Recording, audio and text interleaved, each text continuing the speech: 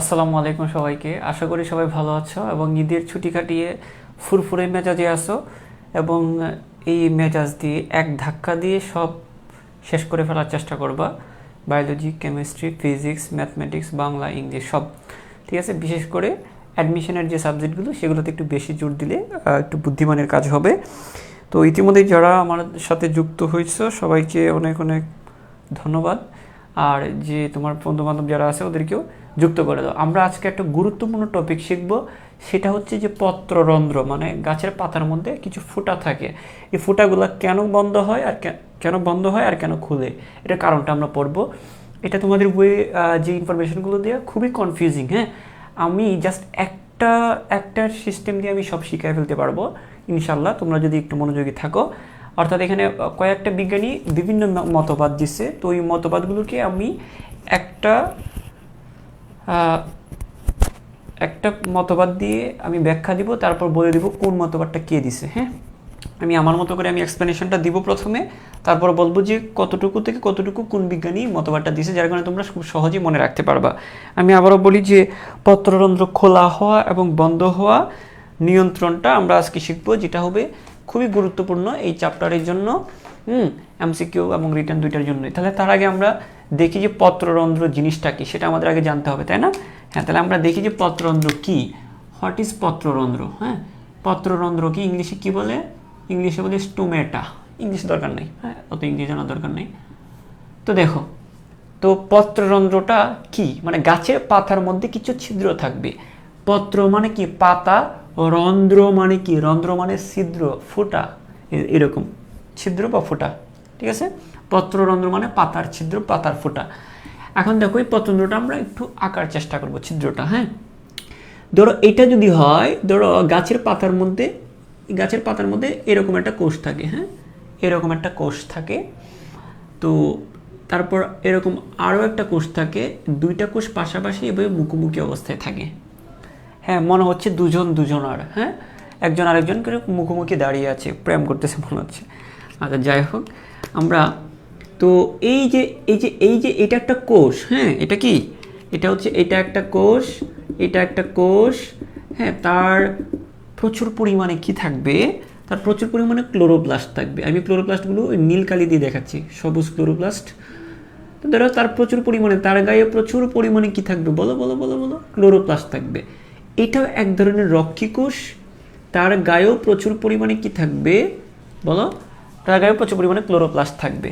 আচ্ছা, এবং একটা বড় নিউক্লিয়াস থাকবে, এরও একটা নিউক্লিয়াস থাকবে, তাই না? আচ্ছা, এটা একটা রক্ষী কোষ, এটা একটা কি কোষ, এটা হচ্ছে একটা রক্ষী কোষ। আর দুইটা রক্ষী কোষের মাঝখানে এটা একটা রক্ষী কোষ, এটা একটা রক্ষী কোষ। তো দুইটা রক্ষী কোষের মাঝখানে যে ছিদ্রটা, সেটা হচ্ছে পত্ররন্ধ্র। আর এটাই হচ্ছে কি পত্ররন্ধ্র। জিনিসটাকে বুঝতে পেরেছো? বুঝো নাই মনে হয়। আমি আবারও বলি, ধরো এটা হচ্ছে গাছের একটা পাতা। হ্যাঁ, ধরো এটা হচ্ছে গাছের একটা পাতা। হ্যাঁ, এখন দেখো এই যে ধরো এটা হচ্ছে একটা, এই গাছের পাতাটার মধ্যে উপরের দিকে এরকম একটা কোষ থাকবে, তারপর এদিকে একটা কোষ থাকবে। আর মাঝখানে একটা ফুটা থাকবে, ছিদ্র থাকবে, এটাই হচ্ছে পত্ররন্ধ্র। না বোঝার কিছু নাই। তো এই রক্ষী কোষটার মধ্যে প্রচুর পরিমাণে ক্লোরোপ্লাস্ট থাকবে এবং নিউক্লিয়াস সমৃদ্ধ হবে। এটাও ক্লোরোপ্লাস্ট থাকবে, নিউক্লিয়াস সমৃদ্ধ হবে। এই জিনিসটা অভাবে মানে মনে হচ্ছে যে অভাবে পরে শুকিয়ে গেছে, তাই না? আমি একটু মোটা করে দিচ্ছি। আচ্ছা, তো এই দুইটা রক্ষী কোষের মাঝখানে যে ছিদ্রটা, সেটাই হচ্ছে কি পত্ররন্ধ্র। তোমরা এটা অন্য কিছুর সাথে মিলাবো না, হ্যাঁ? তাহলে এখানে তো বকা দিব আমি। দেখো তাহলে এই দুইটার মাঝখানে যে ছিদ্রটা, সেটাই হচ্ছে পত্ররন্ধ্র। এখন কথা হচ্ছে যে বলতে পারো যে স্যার এই দুইটা কোষই কি থাকবে, এদের পাতার মধ্যে কি আর কোষ থাকবে না? হ্যাঁ থাকবে। এই রক্ষী কোষগুলোর চারদিকে যে কোষগুলো থাকবে, এই রক্ষী কোষগুলোর চারদিকে যে কোষগুলো থাকবে, সেগুলোকে বলা হয় সহকারী কোষ। কি কোষ বলা হয়? সেগুলোকে বলা হয় সখী। এই দুইজন যদি প্রেমিক প্রেমিকা হয়ে থাকে, তার চারপাশে থাকবে কিছু সখী। হ্যাঁ হ্যাঁ, সব সখীকে পার করিতে নেব আনা আনা, তোমার বেলায় কি নিব কানের শোনা, নাকি একটা গান আছে। যাই হোক, আমরা এই কোষটা এবং এই কোষটা একে অপরের মুখোমুখি অবস্থায় আছে। এটি হচ্ছে এখানে, এই দুইটা হচ্ছে রক্ষী কোষ। আর তার চারপাশে যে কোষগুলো থাকবে, পাতার মধ্যে তো পুরা পাতাটার মধ্যেই তো কোষ থাকবে। এটা ধরো আমাকে একটা গাছ মনে করো, এটা একটা গাছের পাতা মনে করো। এখন পুরা পাতাটার মধ্যেই তো কোষ থাকবে। তাহলে এই দুইটা কোষ তো রক্ষী কোষ। তাহলে পাতাটার মধ্যে চারদিকে আরো কোষ থাকবে না? এই দুইটা রক্ষী কোষের চারপাশে যে কোষগুলো থাকবে, রক্ষী কোষের চারপাশে যে কোষগুলো থাকবে, সেগুলোকে বলবো সখী, মানে কি সহকারী কোষ। সহকারী কোষ, ঠিক আছে? সহকারী কোষ। এখন কথা হচ্ছে এই সহকারী কোষগুলোর চারপাশে যে কোষগুলো থাকবে, সেগুলোকে বলা হয় ত্বকীয় কোষ। আর আঁকার দরকার নেই, হ্যাঁ? আমরা জ্ঞানটা ধরে রাখি। এই দুইটা কোষকে আমরা বলে রক্ষী কোষ। তার চারপাশে যে কোষগুলো থাকবে, সেগুলো হচ্ছে সহকারী কোষ। সহকারী কোষগুলোর চারপাশে যেগুলো থাকবে, সেগুলো হচ্ছে ত্বকীয় কোষ, সাধারণ ত্বকীয় কোষ। আমি এটা আর আঁকলাম না, কারণ এদের চারপাশে আরো কোষ থাকবে, সেগুলোকে আমরা ত্বকীয় কোষ বলবো, গাছের পাতার ত্বকীয় কোষ। আচ্ছা, এখন আমরা যে জিনিসগুলো জানবো, একটা জিনিস তোমরা খেয়াল করে দেখবা যে এই জায়গাটা, এই যে দেখো, হ্যাঁ এই যে দেখো প্রচুর গরম পড়ছে এখানে, খুব হটনেস। হ্যাঁ দেখো পুরো ঘেমে ভিজে গেছি, হ্যাঁ ফুটাই ফুটাই পড়তেছে নিচ দিয়ে। খেয়াল করো, এই যে দেখো, এটা যদি হয় রক্ষী কোষ হয়, তো রক্ষী কোষের যে এই জায়গাটা খেয়াল করো, এই রক্ষী কোষের এই যে রক্ষী কোষের যে ভিতরের প্রাচীরটা আছে, এটা তো রন্ধ্র, এটা তো ছিদ্রটা, তাই না? এটা তো ছিদ্র বা রন্ধ্র। এই রন্ধ্র সংলগ্ন যে প্রাচীর, এটা একটু পুরু হয়। কি হয়? এই বলো তো কি হয় বলছি? পুরু হয়। তাহলে যে দেখো, রক্ষী কোষের এদিকেও প্রাচীর আছে, রক্ষী কোষের এদিকেও প্রাচীর আছে। তো রক্ষী কোষের যে রন্ধ্র সংলগ্ন যে প্রাচীরটা পুরু হবে। তো এই রক্ষী কোষটার এদিকেও কোষ প্রাচীর আছে, এদিকেও প্রাচীর আছে। তো এটা তো রন্ধ্র সংলগ্ন প্রাচীর। তো যে রন্ধ্র সংলগ্ন যে প্রাচীরটা পুরু হবে, রন্ধ্র সংলগ্ন প্রাচীরটা কি হবে? এই রন্ধ্র সংলগ্ন প্রাচীরটা পুরু হবে। ওকে, বুঝে গিয়েছো তোমরা? আশা করি তোমরা বুঝেছো।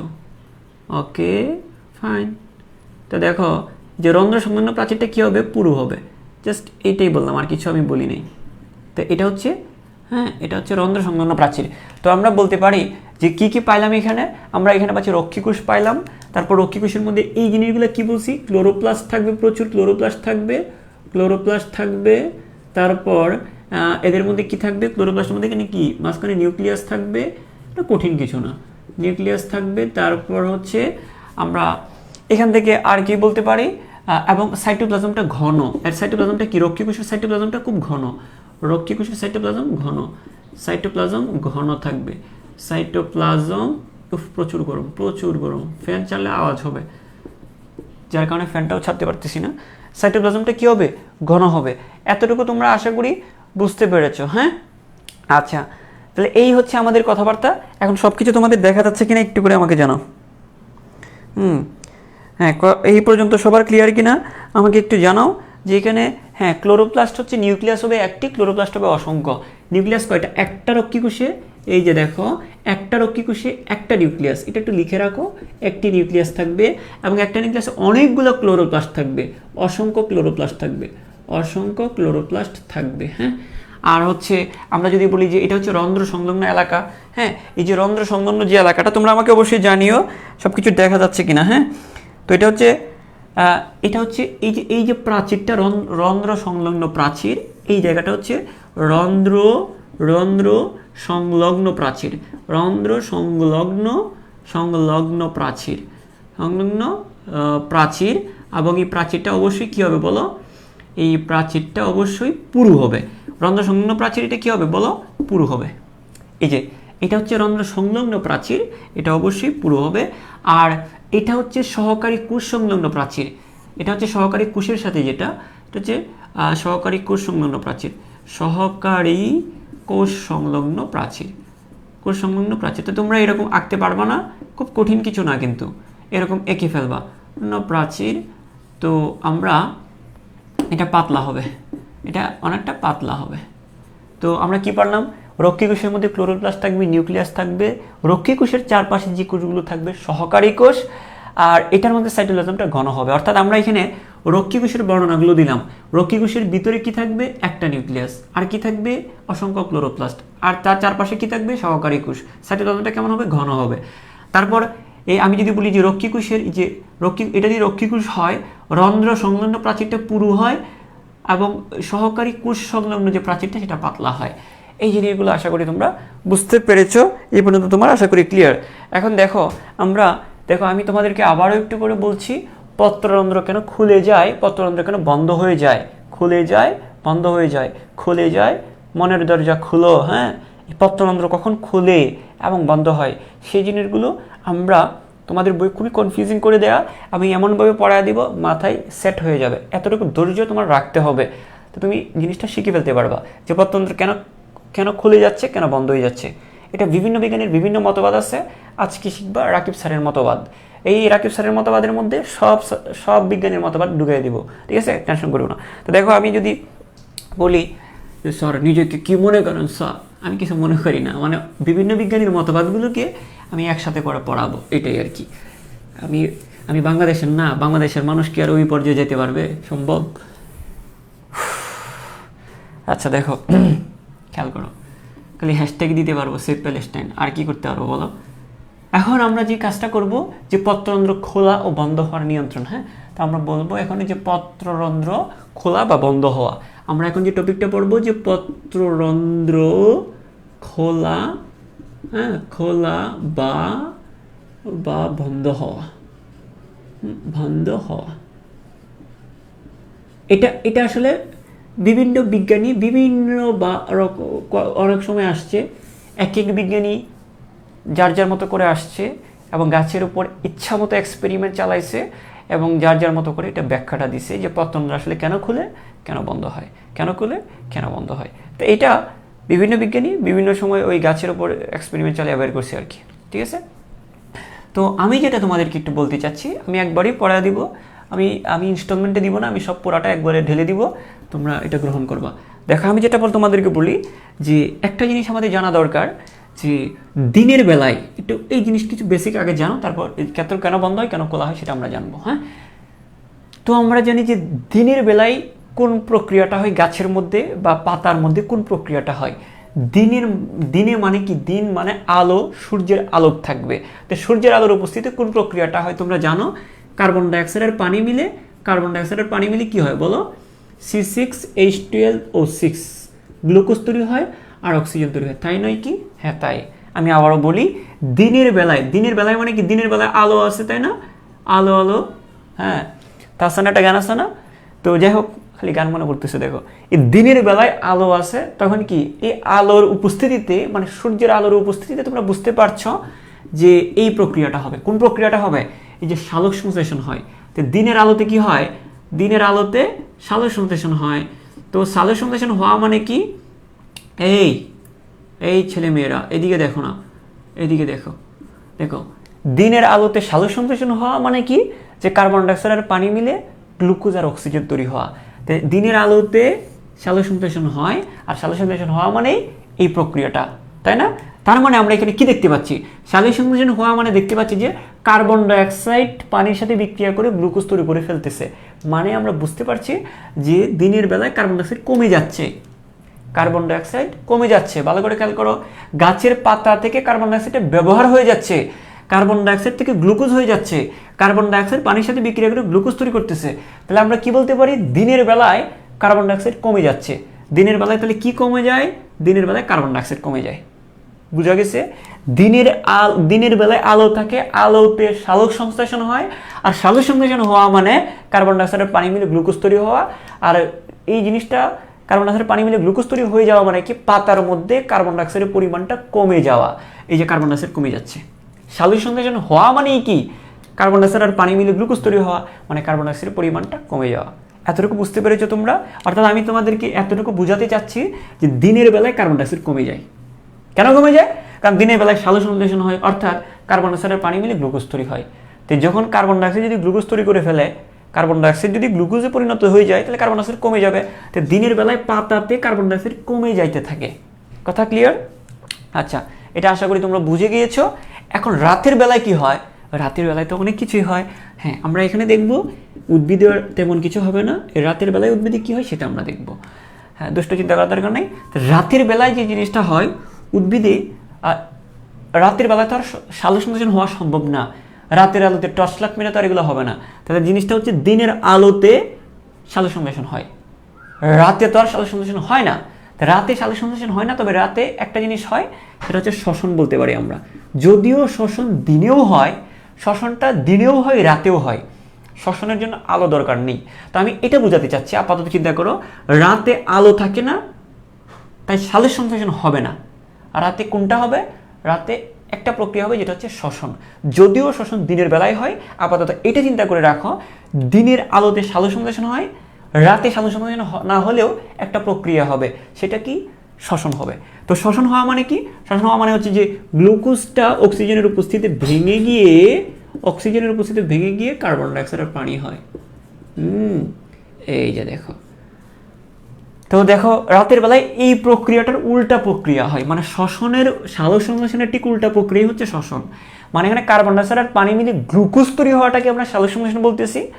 আর গ্লুকোজ ভেঙে, মানে এটাকে আমরা এই পাশে লিখছি, গ্লুকোজ অক্সিজেনের সাথে বিক্রিয়া করে কার্বন ডাইঅক্সাইড পানি তৈরি হচ্ছে, এটাকে আমরা শ্বসন বলতেছি।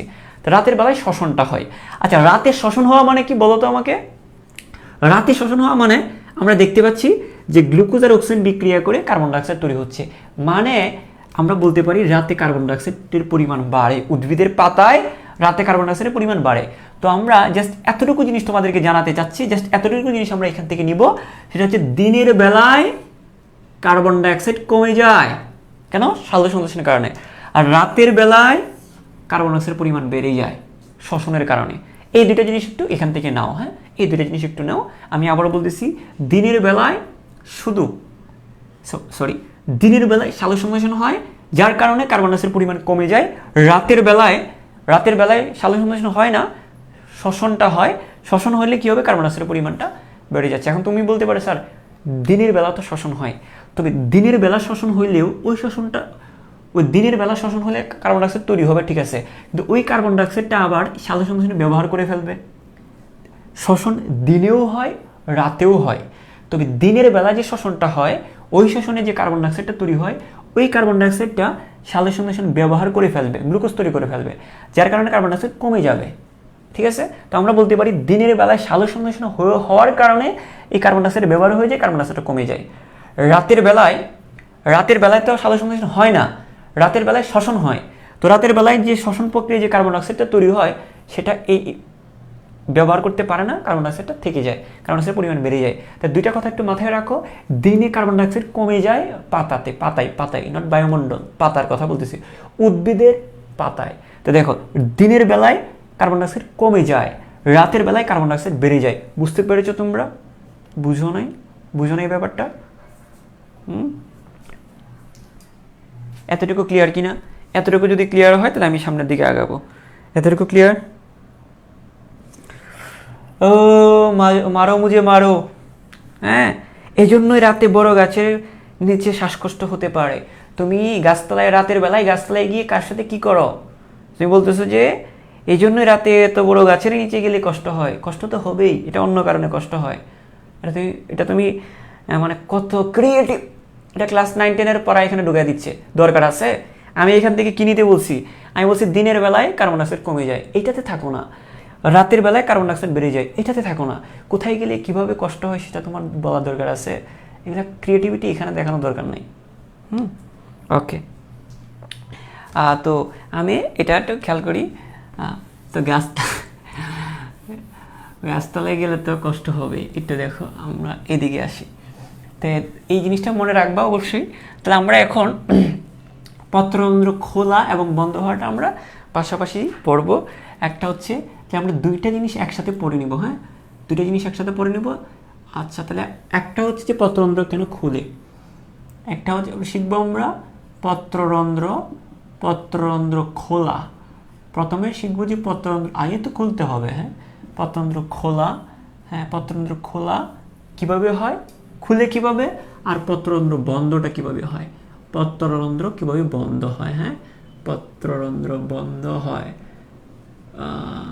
বন্ধ হওয়া, এই দুটো জিনিস আমরা একটু দেখবো, হ্যাঁ, আমরা এই দুটো জিনিস একটু দেখবো। এই রাতের বেলায় গাছতলায় কে কে গেছো একটু কমেন্ট করে জানাও। ভূতে ধরবে, জিনে ধরবে, হ্যাঁ, যাও না। আচ্ছা, এখন আমরা যে জিনিসটা করব সেটা হচ্ছে আমরা এখন যেটা করব যে সোজা কথা হচ্ছে কি জানো, যে একটা জিনিস তোমাদেরকে একটু করে বলে নিই, সেটা হচ্ছে যে একটু করে জানায় রাখি তোমাদেরকে যে দিন হলেই তো সব অফিস আদালত সব কিছু খুলে, তাই না? যদিও রাতে কিছু কিছু জিনিস রাতে খুলে, ওইগুলো বাদ দিলাম।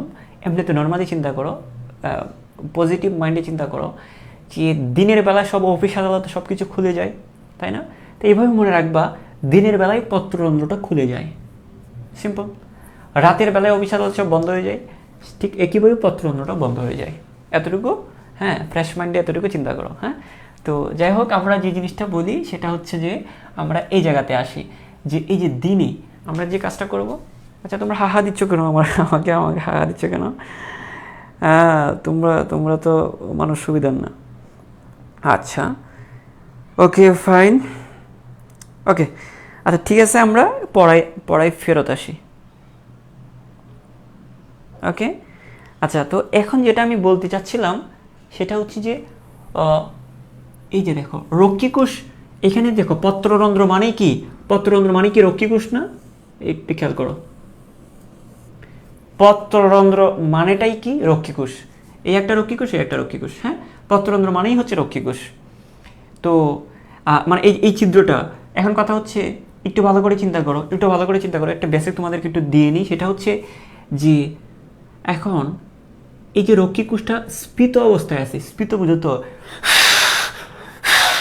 বেলুন আমরা ফুলাই না, এটাকে বলা হয় বেলুনের স্ফীতি। যদিও বেলুন দিয়ে তোমরা ছোটোকালে খেলছো, কিছুদিন পরে বিয়ার পরে আবার খেলবা। তো জিনিসটা হচ্ছে বেসিক্যালি যেটা বলতেছি, বেলুন আমরা সবাই চিনি, এই জন্য বেলুন দিয়ে বুঝাইছি। তো দেখো এই যে দেখো এই যে জিনিসটা, এটা যখন ফুলে যায় তখন এই জায়গাটা বেঁকে যায়, এবং এটাও যখন স্ফীত হয়, তখন এই জায়গাটা কি হয়ে যায়, এটাও কিন্তু ফুলে যায়, মাঝখানে একটা ফুটা দেখা যায়, এই ফুটাটাই হচ্ছে পত্ররন্ধ্র, ঠিক আছে? মানে রক্ষীকোষগুলো স্ফীত থাকলে এই ছিদ্রটা ওপেন হয়ে যায়, এটাই হচ্ছে পত্ররন্ধ্র। আচ্ছা, এখন যদি এরকম হয় সেটা হচ্ছে কীরকম, যে আমি যদি বলি যে দেখো এটা চুপসে গেছে, যদি এটা কোনো কারণে চুপসে যায়, বেলুন যদি কোনো কারণে ছিঁড়ে যায়, বেলুনটা চুপসে যায় না?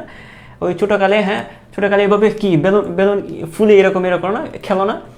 তারপর কোনো কারণে যদি একটু খুচা লেগে যদি ছিঁড়ে যায় তখন চুপসে যায় না, তখন কান্না করে দাও উয়া উয়া।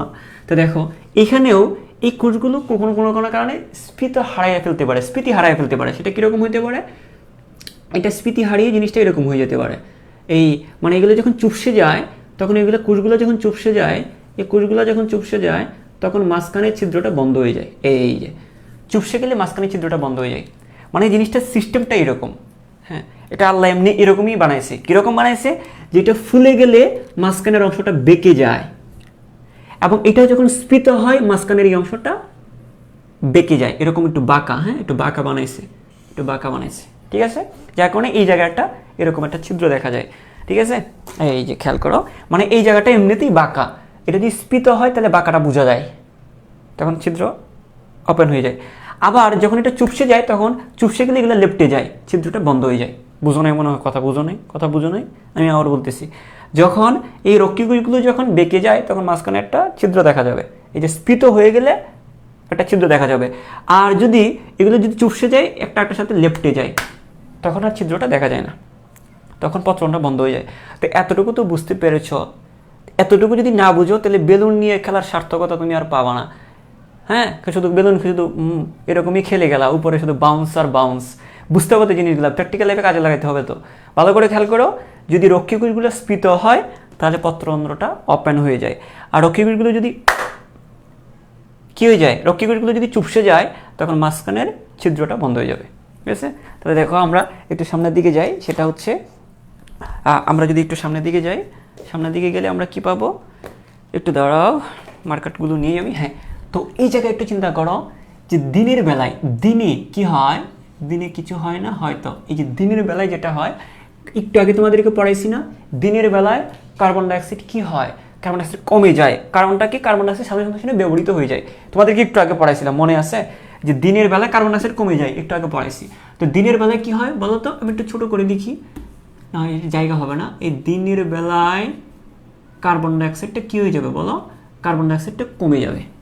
আমি কমে যাওয়ার বিষয়টা আমি এভাবে লিখতেছি, এই কমে যাওয়ার বিষয়টা আমি এইভাবে লিখতেছি, কার্বন ডাইঅক্সাইড কমে যায়, সরি এই নিচের দিকে ডাউন লিখতেছি আমরা, কার্বন ডাইঅক্সাইডটা কমে যাচ্ছে।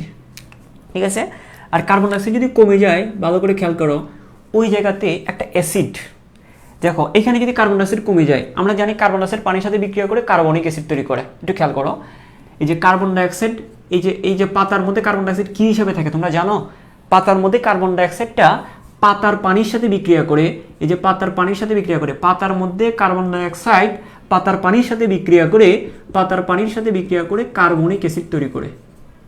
কি তৈরি করে, কার্বনিক অ্যাসিড তৈরি করে। এই কি তৈরি করে বললাম, কার্বনিক অ্যাসিড তৈরি করে। বুঝতে পেরেছো জিনিসটা, এই যে H2CO3। হ্যাঁ, তো দেখো এই যে পাতার মধ্যে কার্বন ডাইঅক্সাইড যেটার কথা বলতেছি আমরা, পাতার মধ্যে কার্বন ডাইঅক্সাইড কম থাকুক আর বেশি থাকুক, এই কার্বন ডাইঅক্সাইডটা পানির সাথে, পাতার মধ্যে তো অবশ্যই পানি থাকবে, পাতাকে ডলা দিলেও তো পানি বের হবে। পাতার মধ্যে কার্বন ডাইঅক্সাইড পানি বিক্রিয়া করে কোন অবস্থায় থাকে রে, কার্বনিক অ্যাসিড হিসেবে থাকে। তো দিনের বেলায় কার্বন ডাইঅক্সাইড কমে যাওয়া মানে এই কার্বনিক অ্যাসিডটাও কমে যাওয়া।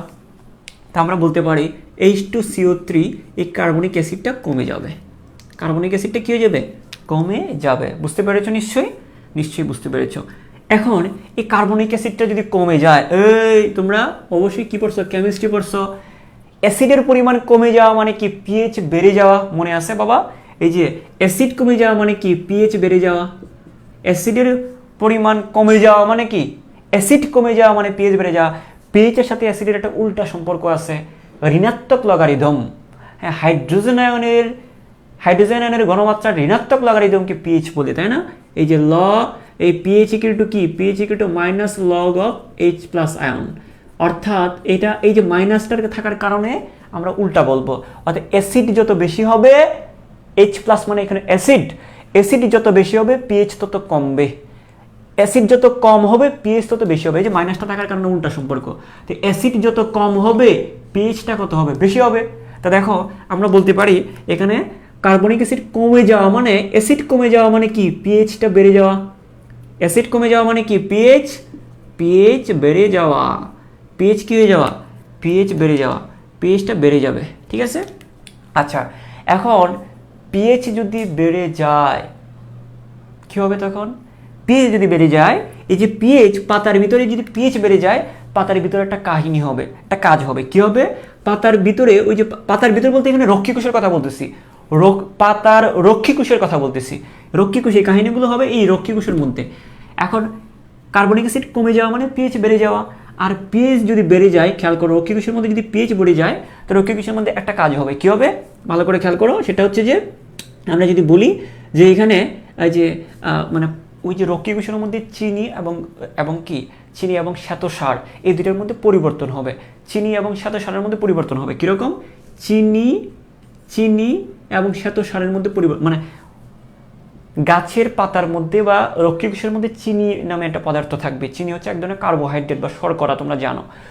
ওই চিনির মধ্যে, চিনি এবং শ্বেতসারের মধ্যে একটা পরিবর্তন হবে। এখন বলতে পারো যে স্যার চিনি কি আর শ্বেতসার কি, তোমরা কোষ রসায়ন চ্যাপ্টারটা নিশ্চয়ই পড়ছো। কোষ রসায়নে চিনি এবং শ্বেতসার নিয়ে কথা বলা আছে। কোষ রসায়ন যদি নাও পড়ে থাকে, জাস্ট এতটুকু আমি যতটুকু বলতেছি সেটা একটু বোঝার চেষ্টা করো, যে রক্ষীকোষের মধ্যে চিনি নামক কার্বোহাইড্রেট সেটা শ্বেতসারে পরিণত হবে এবং শ্বেতসারটা আবার চিনিতে পরিণত হতে পারে, এটা রক্ষীকোষের মধ্যে হয়।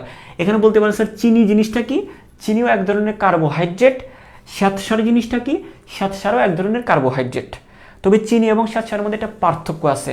পৃথিবীর সবাই তো মানুষে একটু পার্থক্য আছে না? হ্যাঁ, এই চিনিও কার্বোহাইড্রেট, শ্বেতসারও কার্বোহাইড্রেট। তবে চিনি এবং শ্বেতসারের মধ্যে এক ধরনের পার্থক্য আছে। কি পার্থক্য একটু পরে আমি বলবো, জাস্ট একটু হোল্ড করো। এই যে দেখো পিএইচটা যে এখানে বেড়ে গেল, খেয়াল করো এই পিএইচটা এখানে বেড়ে যাওয়ার কারণে মনে রাখবা পিএইচ যেখানে বেড়ে যায়, একটু খেয়াল করো, পিএইচ বেড়ে গেলে ওই জায়গাতে চিনির পরিমাণটা কী হয়ে যাবে, পিএইচ বেড়ে গেলে ওই জায়গাতে চিনির পরিমাণটাও বেড়ে যাবে। এটা মনে রাখবা। চিনির পরিমাণ বেড়ে যাওয়া মানে কি, মনে রাখবা সবসময় এটা চিনি এবং শ্বেতসারের মধ্যে পরিবর্তন হতে পারে। চিনি থেকে শ্বেতসারে পরিবর্তিত হতে পারে, শ্বেতসার থেকে চিনিতে পরিবর্তন হতে পারে। যেমন একটা ভালো মানুষ খারাপ হইতে পারে, খারাপ মানুষটা আবার ইচ্ছা করলে ভালো হইতে পারে। ভালো মানুষ খারাপ মানুষ, জিনিসটা এরকম চিন্তা করো। এটা চিনি কার্বোহাইড্রেট, শ্বেতসার নামক কার্বোহাইড্রেট। তো দেখো চিনিও একটা কার্বোহাইড্রেট, শ্বেতসারও একটা কার্বোহাইড্রেট। তো চিনি কার্বোহাইড্রেট থেকে শ্বেতসার কার্বোহাইড্রেট পরিণত হতে পারে, শ্বেতসার কার্বোহাইড্রেট থেকে চিনি কার্বোহাইড্রেটে পরিণত হতে পারে। দুইটাই কার্বোহাইড্রেট, দুই রকমের কার্বোহাইড্রেট। এখন কথা হচ্ছে পিএইচ যদি বেড়ে যায়, পিএইচ মনে করো প্রেশার, কথার কথা বোঝানোর জন্য বলতেছি, পিএইচ যদি বেড়ে যায় তাহলে কি হবে, ওই জায়গায় চিনির পরিমাণটা বেড়ে যাবে, মানে শ্বেতসারগুলো চিনিতে পরিণত হয়ে যাবে।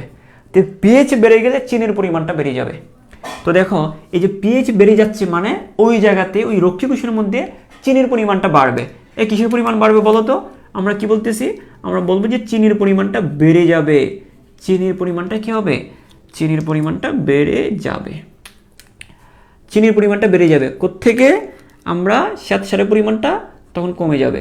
আমরা তো নর্মালি জানি যে শ্বেতসার এবং চিনির মধ্যে কি হয়, পরিবর্তন হতে পারে। চিনিটা শ্বেতসারে পরিবর্তিত হতে পারে, শ্বেতসারটা চিনিতে পরিণত হতে পারে। তো চিনির পরিমাণটা বেড়ে যাবে, তখন শ্বেতসারটা কী হয়ে যাবে বলো তো দেখি, শ্বেতসারটা তখন নিশ্চয়ই কমে যাবে। তো পিএইচ যেখানে বেশি সেখানে শ্বেতসারগুলো চিনিতে পরিবর্তিত হবে, অর্থাৎ চিনির পরিমাণটা বেড়ে যাবে। এর কথা হচ্ছে স্যার চিনির পরিমাণ বাড়লে কি হবে, হ্যাঁ এই যে চিনিটা খেয়াল করো, চিনি এবং শ্বেতসারের মধ্যে একটা পার্থক্য আছে। পার্থক্যটা হচ্ছে চিনিটা হচ্ছে পানিতে দ্রবণীয়। কারণ আমরা নিশ্চয়ই জানি যে আমরা কি করি, আমরা চিনিটা পানিতে মিশিয়ে শরবত বানিয়ে খেয়ে ফেলি, তাই না? তাহলে অবশ্যই আমরা জানি কি, আমাদের এতটুকু জিনিস আমাদের মাথায় আছে কি, যে চিনিটা পানিতে দ্রবণীয়, চিনিকে পানিতে মিশানো যায়। তো চিনিটা হচ্ছে কি, চিনিটা হচ্ছে দ্রবণীয়, চিনিটা দ্রবণীয়, পানিতে দ্রবণীয়। আর শ্বেতসারটা কি, শ্বেতসারটা হচ্ছে অদ্রবণীয়। শ্বেতসার কি অদ্রবণীয়, তাই না? এখানে খেয়াল করো একটা জিনিস তোমাদেরকে একটু করে যদি বলে ফেলি, চিনির ইংলিশটা একটু লিখে ফেলি, সেটা হচ্ছে আমরা একটু লিখে দিই এদিকে।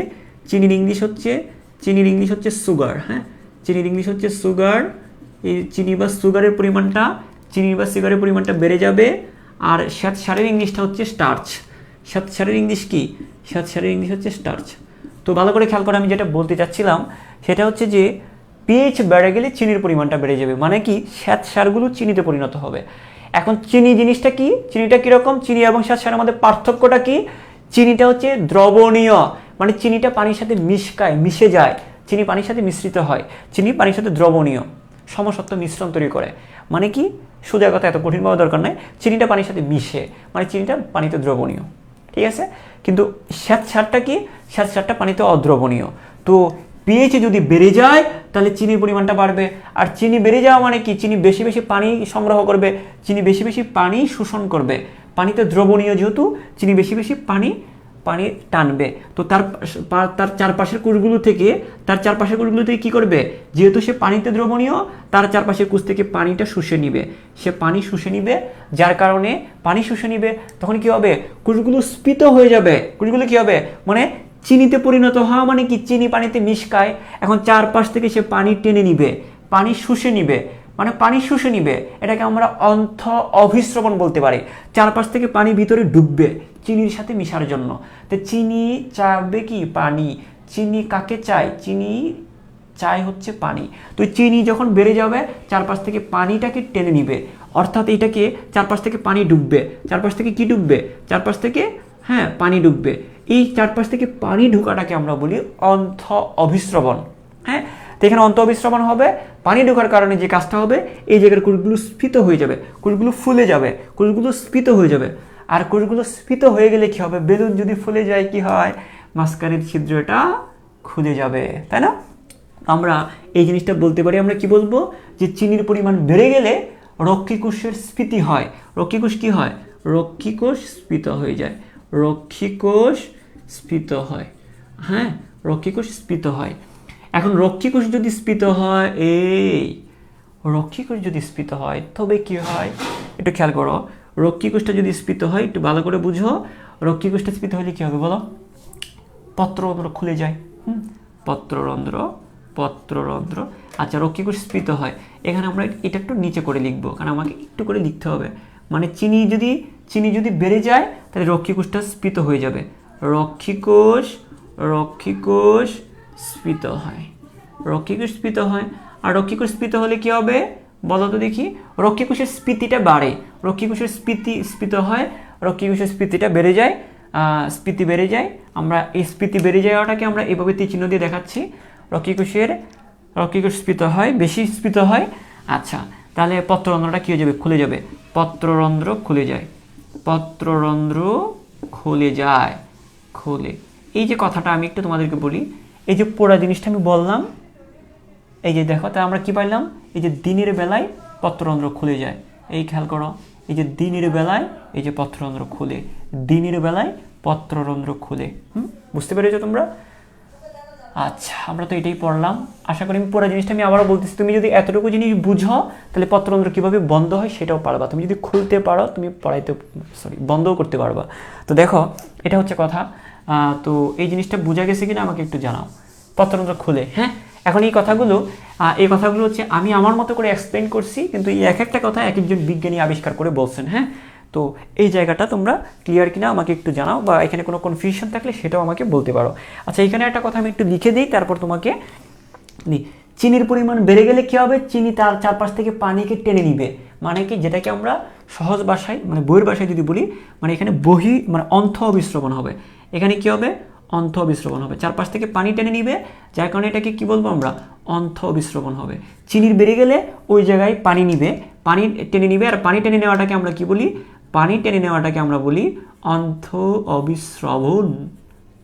ঠিক আছে, ওকে ফাইন। অন্থ অবিশ্রবণের কারণে কোষটা স্ফীত হয়, রক্ষী কোষ স্ফীত হয়, আর রক্ষী কোষ স্ফীত হয়ে গেলে, রক্ষী কোষ যদি স্ফীত হয়ে যায় মাঝখানে ছিদ্রটা খুলে যাবে। তো এই পর্যন্ত সবার ক্লিয়ার কিনা আমাকে একটু কনফার্ম করো, তারপর আমি সামনের দিকে আগাচ্ছি। ওকে, আচ্ছা, আমার বোর্ড তো সাদা দেখাচ্ছে রে, এত গরম, এত গরম, উফ। এই বুঝতে পেরেছ?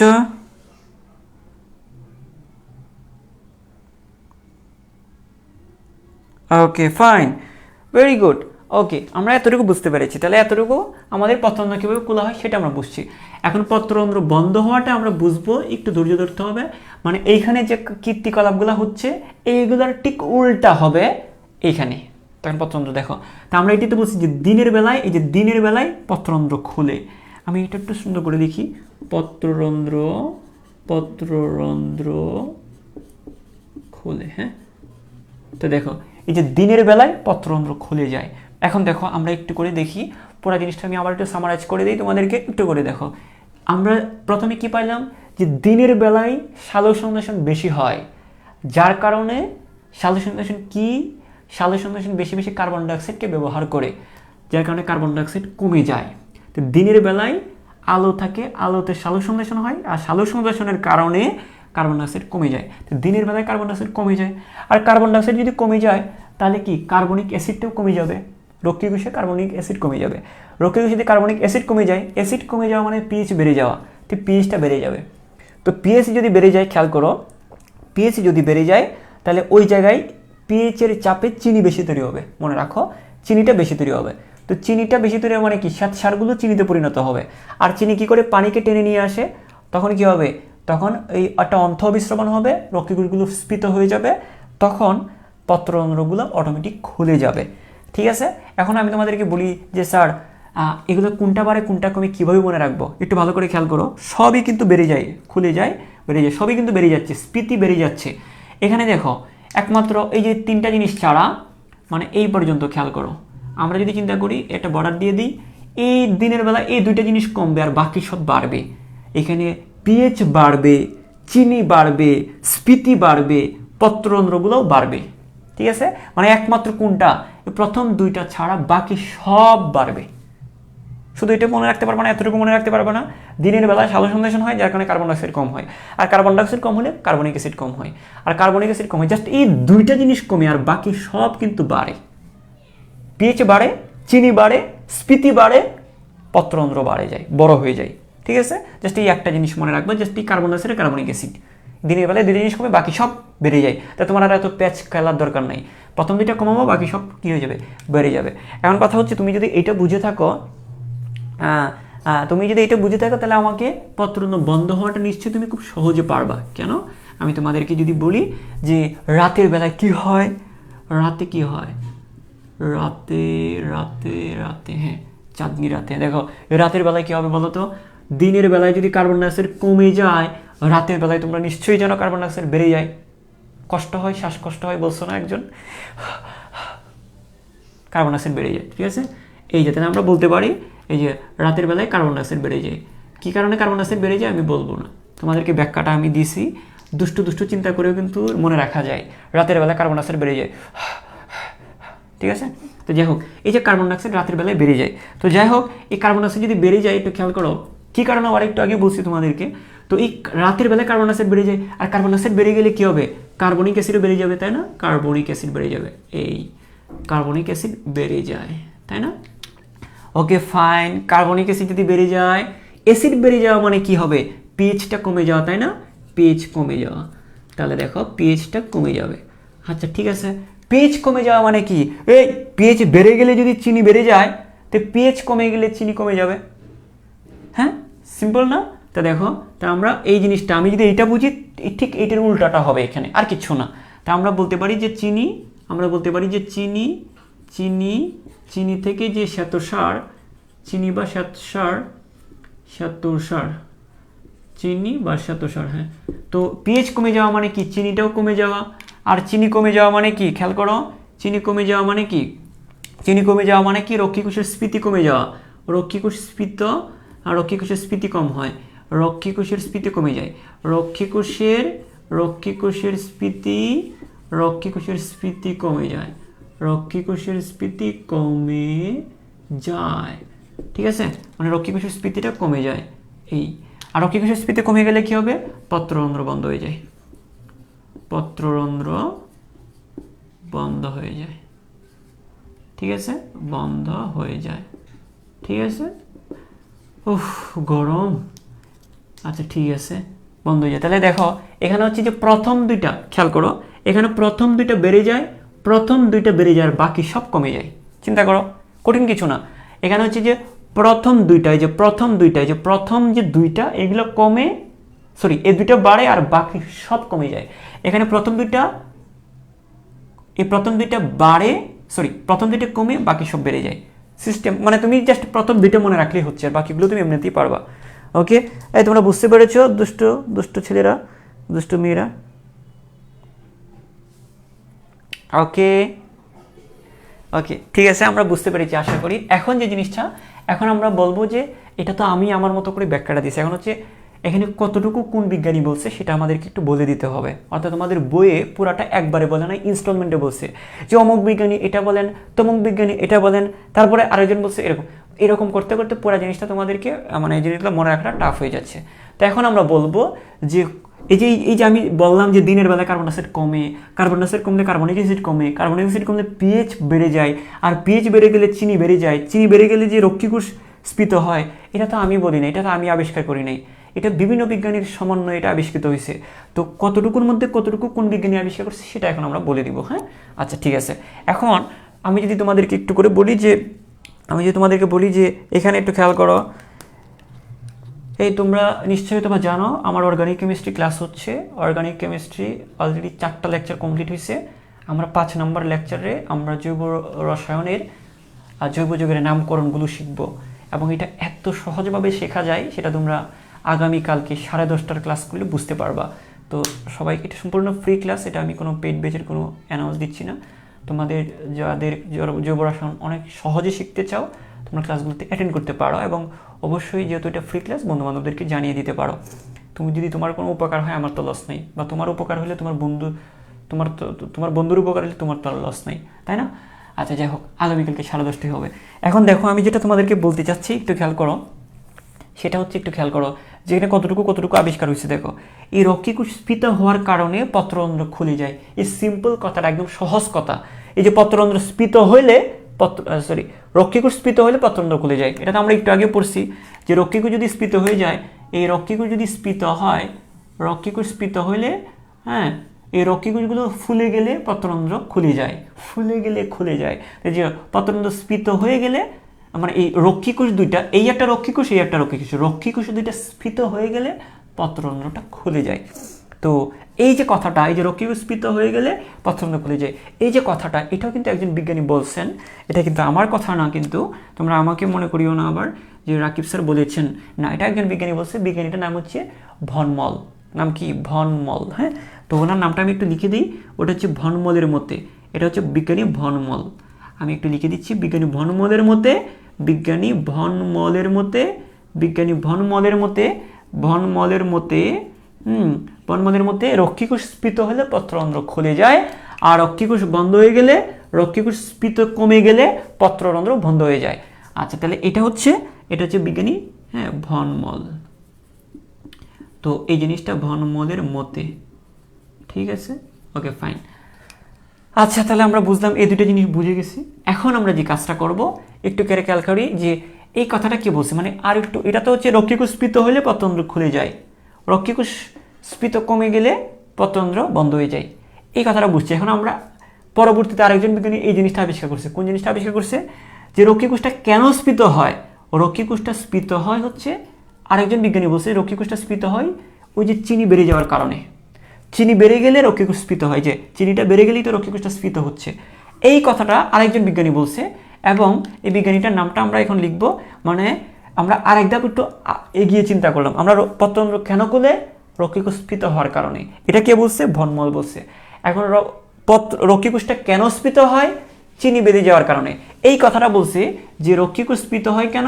হ্যাঁ, আমরা যদি বলি যে রক্ষীকোষ স্ফীত হয় কেন, রক্ষীকোষটা স্ফীত হয় কেন, ভালো করে খেয়াল করো, রক্ষীকোষটা স্ফীত হয় কেন? চিনি বেড়ে যাওয়ার কারণে। এই কথাটা বলছে আরেকজন বিজ্ঞানী, এটা হচ্ছে বিজ্ঞানী ই লয়েড। বিজ্ঞানী কি বলছে? বিজ্ঞানী লয়েড। কে বলছে? রে বিজ্ঞানী এফ.ই. লয়েড। তো আমরা এটা একটু লিখে রাখি, মানে ওই রক্ষীকোষটা কেন স্ফীত হয়? চিনি বেড়ে যাওয়ার কারণে। এটা বিজ্ঞানী এফ.ই. লয়েড বলছে, বিজ্ঞানী এফ.ই. লয়েড। হ্যাঁ, বিজ্ঞানী এফ.ই. লয়েডের মধ্যে, এফ.ই. লয়েডের মধ্যে, ঠিক আছে, বিজ্ঞানী এফ.ই. লয়েডের মধ্যে। বিজ্ঞানী এফ.ই. লয়েড কি বলছে? যে চিনি যদি বেড়ে যায়, তাহলে চিনি বেড়ে যাওয়ার কারণে মানে শ্বেতসারগুলো চিনিতে পরিণত হয়, আর চিনি বেড়ে গেলে ওই জায়গাতে অন্তঃবিস্রবণ হয়, আর অন্তঃবিস্রবণ হলে রক্ষীকোষগুলো স্ফীত হয়, আর রক্ষীকোষ স্ফীত হলে পত্ররন্ধ্র খুলে যায়। সিম্পল। তার মানে এই যে এইখান থেকে এই পর্যন্ত কথাটা বলছে ভন মল, আর বিজ্ঞানী এফ.ই. লয়েড আর একদম আগে গেছে যে কেন রক্ষীকোষটা স্ফীত হয়ে যায়। উনি গবেষণা করে দেখতে পেয়েছেন যে এখানে চিনির পরিমাণটা বেড়ে যাওয়ার কারণে পত্ররন্ধ্রটা খুলে যাচ্ছে। তো উনি বলছেন যে উদ্ভিদের রক্ষীকোষে শ্বেতসারগুলো যখন চিনিতে পরিণত হবে, তখন অন্তঃবিস্রবণের কারণে কোষগুলো স্ফীত হয়, আর স্ফীত হইলে পত্ররন্ধ্র খুলে যায়। এই যে পুরা কথাটা, এতটুকু জিনিস যে আবিষ্কার করছে, ওনার নাম হচ্ছে এফ.ই. লয়েড। ওনার নাম কি? এফ.ই. লয়েড। এই কথাটাকে যদি আমরা একটু ঘুরায় বলি, উল্টা করে বলি, সেটা কি? যে চিনির পরিমাণ কমে গেলে রক্ষীকোষের স্ফীতি কমে যায়, আর রক্ষীকোষের স্ফীতি কমে গেলে পত্ররন্ধ্র বন্ধ হয়ে যায়। এটাও বলছে এফ.ই. লয়েড। হ্যাঁ, এফ.ই. লয়েড। আমরা আশা করি এটা বুঝতে পেরেছি। এখন আমরা আরও একটু আগাবো। আমরা কোথায় যাব এখন? আমরা এখন এই যে আরেকটু যাই, সেটা হচ্ছে যে এই পর্যন্ত যাব আমরা। এই পর্যন্ত, কোন পর্যন্ত? আমরা এখন চিন্তা করব এই যে একদম এই জায়গা থেকে একদম গোড়ায় যাচ্ছি আমরা। হ্যাঁ, আমরা এই জায়গাটা চিন্তা করব। হ্যাঁ, এই পুরো জিনিসটা আবিষ্কার করছে কে, সেটা আমরা একটু জানবো। সেটা হচ্ছে আবিষ্কার করছে যে একদম দিনের বেলা, আসলে তাহলে পরবর্তীতে যেটা আবিষ্কার হলো যে চিনিটা বাড়ে কেন, চিনিটা কি কারণে বাড়ে, চিনিটা বাড়ে কি কারণে, এই রক্ষীকোষের মধ্যে চিনিটা কেন বাড়ে? রক্ষীকোষের মধ্যে চিনিটা বাড়ে হচ্ছে ওই রক্ষীকোষের মধ্যে পিএইচ বেড়ে যাওয়ার কারণে। তো রক্ষীকোষের মধ্যে চিনি কেন বাড়ে? দেখা গেছে যে হ্যাঁ, রক্ষীকোষের মধ্যে পিএইচ বাড়ার কারণে রক্ষীকোষের চিনি বাড়তে। চিনি কেন বাড়ে? পিএইচ বাড়ার কারণে। এটা আরেকজন বিজ্ঞানী আবিষ্কার করছে, এবং একই সাথে এটাও আবিষ্কার করছে পিএইচ কেন বাড়ে? কার্বনিক অ্যাসিডের কমে যাওয়ার কারণে। কার্বনিক অ্যাসিড কমে কেন? কার্বন ডাইঅক্সাইড কমে যাওয়ার কারণে। কার্বন ডাইঅক্সাইড কমে কেন? দিনের কারণে। দিনের আলোতে সালোকসংশ্লেষণ কি হয়? সালোকসংশ্লেষণ বেশি হয়, যার কারণে কার্বন ডাইঅক্সাইড কমে যায়। এই যে দেখো পরবর্তী যে কথাগুলো, এই কথাগুলো বলছে আরেকজন বিজ্ঞানী, বিজ্ঞানী সেরি। বিজ্ঞানী কি? বিজ্ঞানী সেরি। বিজ্ঞানী কি? ওই উনি কিন্তু, ওনার নাম সেরি, উনি কিন্তু সেরি না, বিজ্ঞানী সেরি।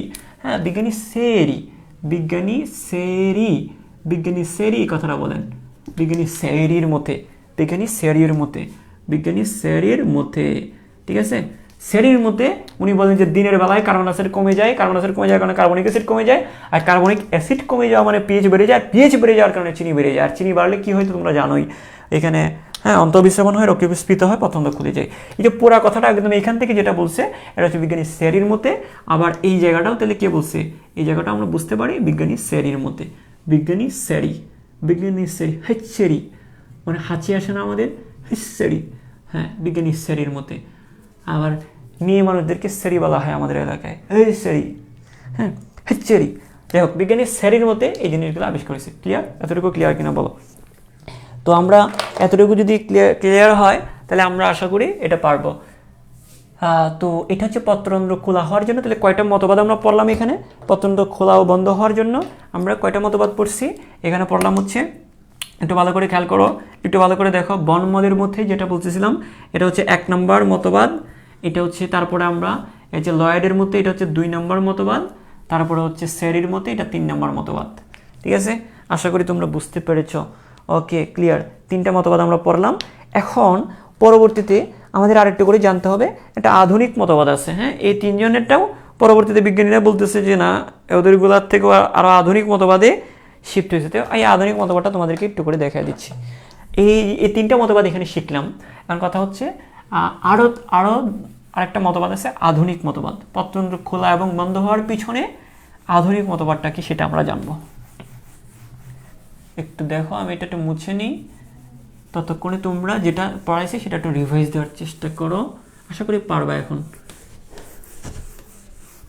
ঠিক আছে, তো আমরা আশা করি আলাদা আলাদা করে না শিখে আমরা একবারে শিখলাম এবং এক একটা বিজ্ঞানীর কথা বলে দিব আমরা কোন জায়গাটাতে। যদি আলাদা আলাদা শিখতে যাই মাথাগুলো ঘুরায় যায়, তাহলে আমি নিজেও এটা সাফার করছি। তো এখন আমরা যদি দেখি যে আধুনিক মতবাদ, পত্ররন্ধ্র খোলা বা বন্ধ হওয়ার জন্য আধুনিক মতবাদ, আধুনিক মতবাদ। ঠিক আছে, আমরা এখন আধুনিক মতবাদটা জানবো যে স্যার আধুনিক মতবাদটা কি একটু দেখি। আধুনিক মতবাদে যেটা বলা হচ্ছে এখানে একটা জিনিসের, এখানে আলাদা করে একটা জিনিস বলা হচ্ছে যে পত্ররন্ধ্র খোলা এবং বন্ধ হওয়ার পিছনে একটা জিনিস বলা হচ্ছে পত্ররন্ধ্র খোলা। আমরা একটু এটা লিখে ফেলি আগে, পত্ররন্ধ্র খোলা এবং পত্ররন্ধ্র বন্ধ হওয়া, পত্ররন্ধ্র বন্ধ হওয়া, হ্যাঁ বন্ধ হওয়া, এই দুইটা জিনিস কিভাবে নিয়ন্ত্রিত হয় সেটা আরেকটা মতবাদ আছে এখানে। একটু করে খেয়াল করো, আমি যদি বলি যে হ্যাঁ বলতেছে যে এখানে এই আধুনিক মতবাদ অনুসারে বলা হচ্ছে একটা কথা, সেটা হচ্ছে যে এখানে আলোর নীল অংশের প্রভাবে এটা হয়, আলোর নীল অংশের প্রভাবে। ভালো করে খেয়াল করো। এখন বলতে পারে স্যার কোনটা সত্য কোনটা মিথ্যা? বাবা আমি বলতে পারবো না, বিশ্বাস করো আমি বিজ্ঞানী না, বিশ্বাস করো আমাকে, আমি কোনো বিজ্ঞানী না, আমি মেডিকেল স্টুডেন্ট, মেডিকেলে পড়তেছি এবং আমি এতটুকু জানি বিজ্ঞানীরা কী বলছে সেটা আমি জানি, কিন্তু কোনটা সত্য কোনটা মিথ্যা আমি বলতে পারবো না। আমাকে যদি কমেন্ট করো ও স্যার আপনি 3টা মতবাদ পড়াচ্ছেন কোনটা সত্য, 3টা মতবাদ পড়াচ্ছেন এখন আরেকটা পড়াচ্ছেন, এখন কোনটা সত্য? এখানে সত্য মিথ্যা যাচাই করার দরকার নাই তোমার। এখানে যে বিজ্ঞানী একজন বিজ্ঞানী এক এক মতবাদ দিছে, হ্যাঁ না আল্লাহ জানে কোন সিস্টেমে এটা হচ্ছে, এটা তো জানার আমার দরকার নাই এবং আমিও এটা জানি না। এবং তোমাকে যদি এটা বের করতে তোমার নিজের আবিষ্কার করে নিতে হবে। কথা বুঝছো? তো এই জিনিসগুলো তোমরা বোকার মতো প্রশ্ন করো, ও স্যার মতো আগে বলছেন একরকমভাবে এখন বলতেছেন আর একরকমভাবে, আমি আমি আমি বানায় বলতেছি, আমি নিজের থেকে বলতেছি এগুলা, তোমার মনে হয় আমি আবিষ্কার করে বলছি? বিজ্ঞানীরা যেভাবে বলতেছে আমরা সেভাবে পড়ে নিচ্ছি। এবং কেন পড়ে নিচ্ছি? আমরা একটা পরীক্ষায় আমরা একটা ভালো রেজাল্ট করব এবং মেডিকেলে বা ভার্সিটিতে পড়বো, এটাই হচ্ছে আমাদের কথা। এখন এটা কেন পড়তেছি কীভাবে পড়তেছি এগুলো নিয়ে পড়ে থাকলে তুমি ওই জায়গায় পড়ে থাকবা। কথা বুঝছো? তুমি যদি বড় কোনো সায়েন্টিস্ট হইতে পারো তখন এগুলো বের করবে যে কোনটা আসলে সত্য। কথা বুঝছো? তার আগে আমরা এটাই জানতে হবে। তো এখন দেখো যেটা হচ্ছে আমি যেটা বলতে চাচ্ছি, আমরা আগে একটা ব্যাখ্যা পড়ছি এবং কোন ব্যাখ্যাটা কোন বিজ্ঞানী দিচ্ছে সেটাও পড়লাম। এখন আমরা আরেকটা ব্যাখ্যা পড়তেছি, এখন কোনটা সত্য কোনটা মিথ্যা সেটা যাচাই করার তোমার দরকার নেই, আমার দরকার নেই। ওরা কি বলতে চাচ্ছে, ওনারা কি বোঝাতে চাচ্ছে সেটা আমরা বুঝে নিব এবং কোনটা সত্য মিথ্যা সেটা আল্লাহ মালুম। তাহলে দেখো এখন কথা হচ্ছে আধুনিক মতবাদের অনুযায়ী, দেখো আধুনিক মতবাদের অনুযায়ী বলা হচ্ছে যে আলোর নীল অংশের প্রভাবে বা কার্বন ডাইঅক্সাইডের অভাবে, আলোর নীল অংশের প্রভাবে বা কার্বন ডাইঅক্সাইডের প্রভাবে, আলোর নীল অংশ মানে বুঝো তো সূর্যের সাদা আলোতে 7টি বর্ণ থাকে না, বেনিয়া সহকলা, হ্যাঁ, এই যে বে নি আ স হ ক লা, ঠিক আছে, বেনিয়া সহকলা, মানে আলোর মধ্যে একটা নীল আলো থাকে না, বেনিয়া সহকলা বুঝো তো, বেনিয়া সহকলা মানে আলোর মানে সাদা আলোতে 7টি বর্ণ থাকে, একটা বেগুনি, একটা নীল, একটা আসমানি, একটা সবুজ, একটা হলুদ, একটা কমলা, একটা লাল, তাই নাই? তাই হ্যাঁ, এই যে নীল আলো, যে সূর্য মানে আলোর নীল অংশের কারণে বিজ্ঞানীরা বলতেছে, আধুনিক মতবাদ অনুযায়ী যেটা বুঝতে পারছি আমরা, যে আলোর নীল অংশের প্রভাবে, যে আলোর মধ্যে যে নীল আলোটা, বেগুনি, নীল, আসমানি, সবুজ, হলুদ, কমলা, লাল, 7টা বর্ণ আছে না, সূর্যের সাদা আলোতে 7টা বর্ণ আছে, ওই 7টা বর্ণের মধ্যে কোন অংশটা, নীল অংশটা, এই আলোর নীল অংশের প্রভাবে অথবা কার্বন ডাইঅক্সাইডের অভাবে, কি বলছি, আলোর নীল অংশের প্রভাবে বা কার্বন ডাইঅক্সাইডের অভাবে এই রক্ষী কোষের মধ্যে পটাশিয়াম আয়ন বেড়ে যায়, পটাশিয়াম আয়নের পরিমাণটা বেড়ে যায়। ভালো করে খেয়াল করো, আলোর নীল অংশের প্রভাবে বা কার্বন ডাইঅক্সাইডের অভাবে পটাশিয়াম আয়নের পরিমাণটা বেড়ে যায়। তো পটাশিয়ামটা যদি বেড়ে যায়, খেয়াল করো, বলা হচ্ছে পটাশিয়াম রক্ষী কোষে পটাশিয়াম আয়ন বেড়ে যায়। আচ্ছা, একটা প্র্যাকটিক্যালি চিন্তা করো, এখন রক্ষী কোষে যদি পটাশিয়াম আয়ন বেড়ে যায়, এখন পটাশিয়াম আয়ন কি একটা লবণ না একটা, যেখানে পটাশিয়াম আয়ন একটা লবণের একটা অংশ কিন্তু, তো ওই জায়গাতে অবশ্যই পটাশিয়াম আয়ন বেড়ে গেলে ওইখানে সে কি পানি চুষে নিবে না, পানি চুষে নিবে, পানি শুষে নিবে, চারপাশ থেকে সে পানি টেনে নিবে। তো যেখানে পটাশিয়াম আয়ন যদি বেড়ে যায়, পটাশিয়াম আয়ন কি পানি শুষে নিবে না? খাদ্য লবণে সোডিয়াম আয়ন আছে না, সোডিয়াম আয়ন তো কি চায়, পানি শুষে নেয় না, পানি টেনে নেয়। তো এখানে দেখো, এখানে পটাশিয়াম আয়ন বেড়ে যাওয়া মানে কি, চারপাশ থেকে সে পানি টেনে নিবে, মানে অন্তঃবিস্রবণ হবে। তো এই পানি টেনে নেওয়ার কারণে কি হবে, কোষগুলো স্ফীত হয়ে যাবে, কোষগুলো স্ফীত হবে, আর স্ফীত হলে পত্ররন্ধ্রটা খুলে যাবে, স্ফীত হলে কি হবে, পত্ররন্ধ্র খুলে যাবে। আর চুপসে গেলে তো এরকম হবে, চুপসে গেলে তো ছিদ্র ফোঁটা বন্ধ হয়ে যাবে, হ্যাঁ, এই মাঝখানে ছিদ্র বন্ধ হয়ে যাবে, কিন্তু স্ফীত হলে তো এটা খুলে যাবে। তো দেখো, আমি আবারও বলতেছি, ভালো করে খেয়াল করো, আলোর নীল অংশের প্রভাবে বা কার্বন ডাইঅক্সাইডের অভাবে পটাশিয়াম আয়নের পরিমাণ বেড়ে যায়, আর পটাশিয়াম বেড়ে গেলে চারপাশ থেকে পানি প্রবেশ করবে, অন্তঃবিস্রবণ হবে, যার কারণে এই পত্ররন্ধ্রটা মানে রক্ষী কোষটা স্ফীত হয়ে যাবে, পত্ররন্ধ্র খুলে যাবে। তো আমি যদি তোমাকে এই জিনিসটা এভাবে যদি সেন্টেন্স আকারে লিখে দিই, সেটা হচ্ছে পত্ররন্ধ্র খোলাটা কখন হবে, সেটা হচ্ছে যে কি আলোর নীল অংশের প্রভাবে, আলোর নীল অংশ, এটা হচ্ছে আধুনিক মতবাদ অনুসারে, যে আলোর নীল অংশের প্রভাবে, আলোর নীল অংশের প্রভাবে, নীল অংশের প্রভাবে, নীল অংশের প্রভাবে বা কার্বন ডাইঅক্সাইডের অভাবে, বা কার্বন ডাইঅক্সাইডের অভাবে, এই দুইটা কারণে বিজ্ঞানীরা বলতেছেন যে, এই দুইটা কারণে বলতেছেন যে পটাশিয়াম আয়নের পরিমাণ বেড়ে যায়, পটাশিয়াম আয়নের পরিমাণ বেড়ে যায়। আর পটাশিয়াম আয়নের পরিমাণ বেড়ে গেলে কি হবে, অন্তঃবিস্রবণ হবে। তখন যে কাহিনীটা হয় সেটা হবে কি, অন্তঃবিস্রবণ হবে। আমি একটু লিখে দিই, এটা সুবিধা হবে, অন্তঃবিস্রবণ হবে, অন্তঃবিস্রবণ হবে। আর যদি অন্তঃবিস্রবণ হয় কি হয় তোমরা জানো, অন্তঃবিস্রবণ হলে কি হয়, রক্ষী কোষ স্ফীত হয়, রক্ষী কোষের স্ফীতি বেড়ে যায়, রক্ষী কোষের স্ফীতি বাড়ে, রক্ষী কোষের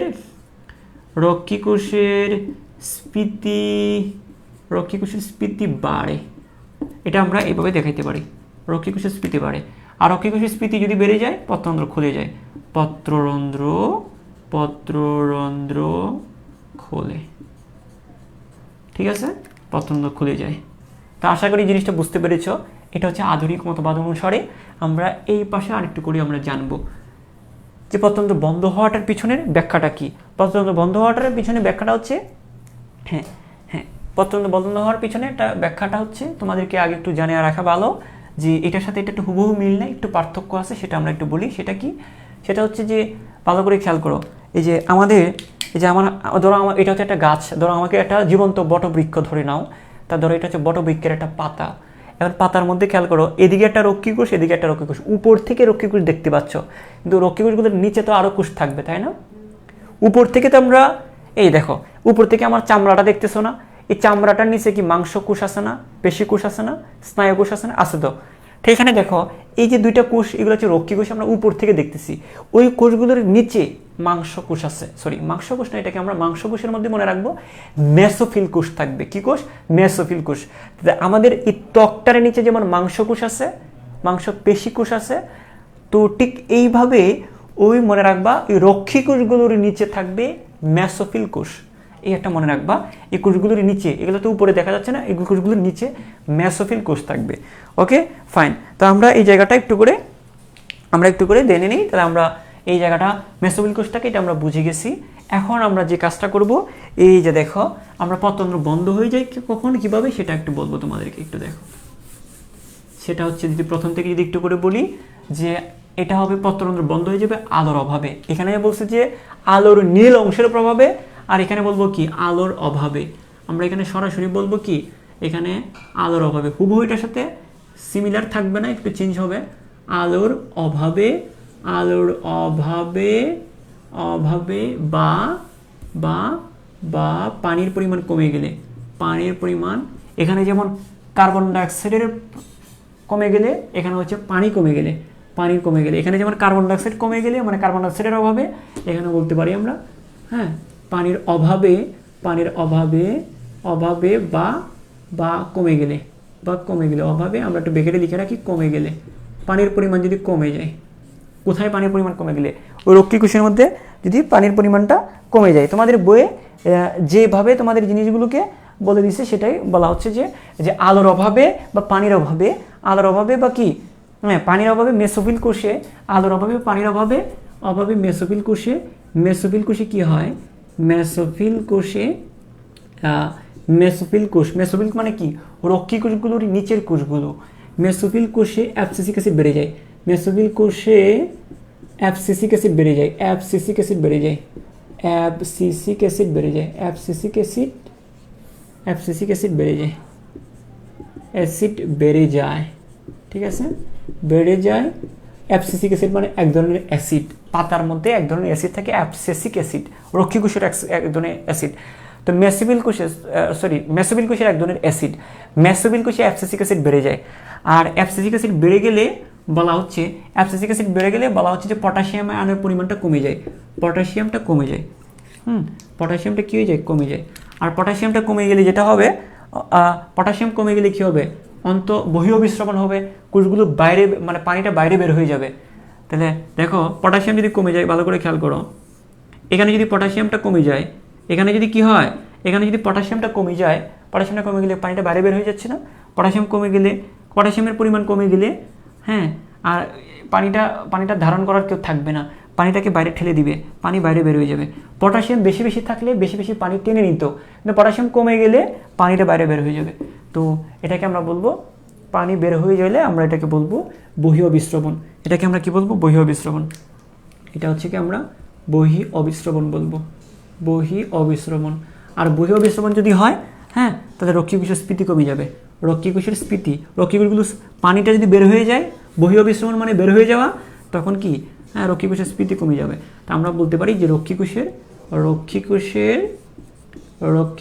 স্ফীতি কমে যায়, রক্ষী কোষের স্ফীতি কমে যায়।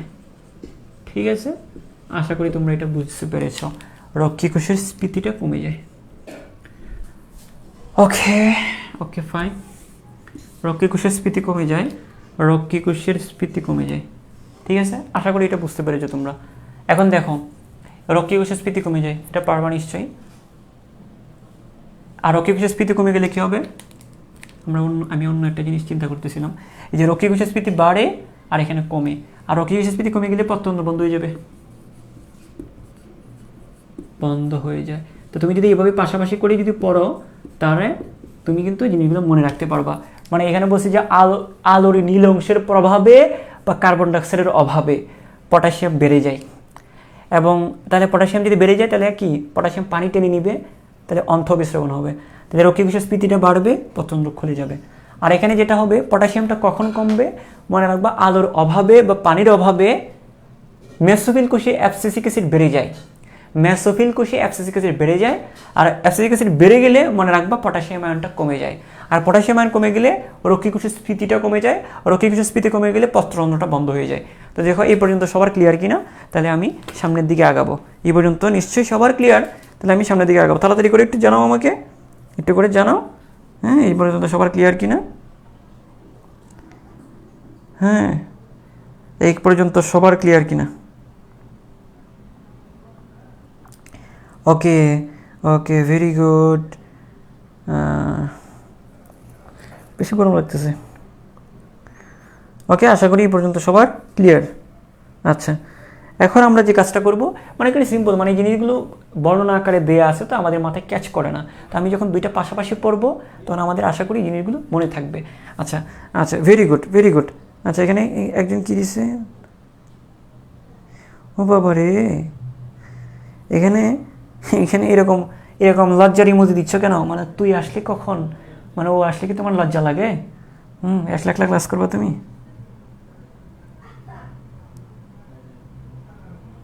হ্যাঁ, এখানে লজিকটা হচ্ছে জাস্ট, মানে এইখান থেকে এটার লজিকটা তোমার বোঝার এখানে দরকার নেই। মানে ওই জিনিসটা হচ্ছে কারণটা বলতে পারো যে পটাশিয়াম আয়নটা বেড়ে যাচ্ছে কেন, আলোর নীল অংশের প্রভাবে বা কার্বন ডাইঅক্সাইডের অভাবে। তুমি এটা জিনিসটা মুখস্থ করতে হবে। কারণ এই বিজ্ঞানীরা এটা পরীক্ষা করে পাইছে। এটা তুমি লজিক দিয়ে জিনিসটা বলতে পারবা না। এটা বিজ্ঞানীরা পরীক্ষা করে পাইছে। সেটা কি পাইছে? যে আলোর নীল অংশ যদি দেওয়া হয়, আলোর নীল অংশটা দেওয়া হয় বা কার্বন ডাইঅক্সাইড যদি অভাবটা হয়, তাহলে এই কাহিনীটা হয় যে পটাশিয়ামটা বেড়ে যাচ্ছে। জাস্ট এইখান থেকে তুমি এই জিনিসটা মনে রাখলেই বাকিটা তুমি পারবা।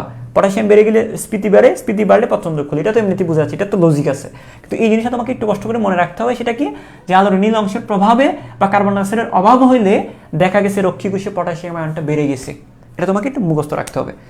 এই জায়গাও সেম, এটা পরীক্ষা করে পাইছে যেহেতু, যে আলোর অভাবে বা পানির অভাবে, আলোর অভাবে বা পানির অভাবে মেসোবিল কোষে অ্যাবসিসিক অ্যাসিড বেড়ে যায়। এই জিনিসটা তোমাকে একটু মনে রাখতে হবে, মুখস্থ রাখতে হবে, যার কারণে পটাশিয়াম কমে যায়।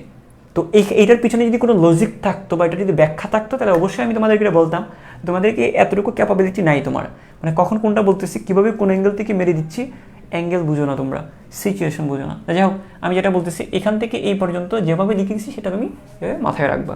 ওকে, এখন আমরা যদি বুঝি, আমরা যদি একটু করে সামনের দিকে যে আধুনিক মতবাদে আরেকটু লেজ লাগাইছে, সেই লেজটা তোমাদেরকে একটু করে বলে দিচ্ছি। সেটা হচ্ছে এরকম, আধুনিক মতবাদে আরেকটু লেজ হচ্ছে যে এখানে তোমাদের বইয়ে একটু করে বলছে, সেটা তোমাদেরকে একটু করে বলে দিচ্ছি। সেটা যে ওরা বলতে চাচ্ছে যে এখানে আবার দুইটা জিনিস বলছে, যে এখানে এই মতবাদের মধ্যে আরেকটু লেজ লাগাইছে। সেটা হচ্ছে এরকম, যে আমি যদি পাশাপাশি একটু বলি যে এই লেজটা এরকম তোমাদেরকে দেখাচ্ছি, মানে বর্ণনা আকারে এরগুলো দিছে তোমাদেরকে। যে রক্ষীকোষ থেকে ওরা বলছে যে রক্ষীকোষ থেকে আরেকটা, এই আধুনিক মতবাদ অনুসারে আরেকটা যুক্তি ওরা দিছে। এই আধুনিক মতবাদ অনুসারে আরেকটা যুক্তি দিছে। কি যুক্তি? যে রক্ষীকোষ থেকে H+ আয়ন বের হয়ে গেলে, H+ আয়ন বের হয়ে গেলে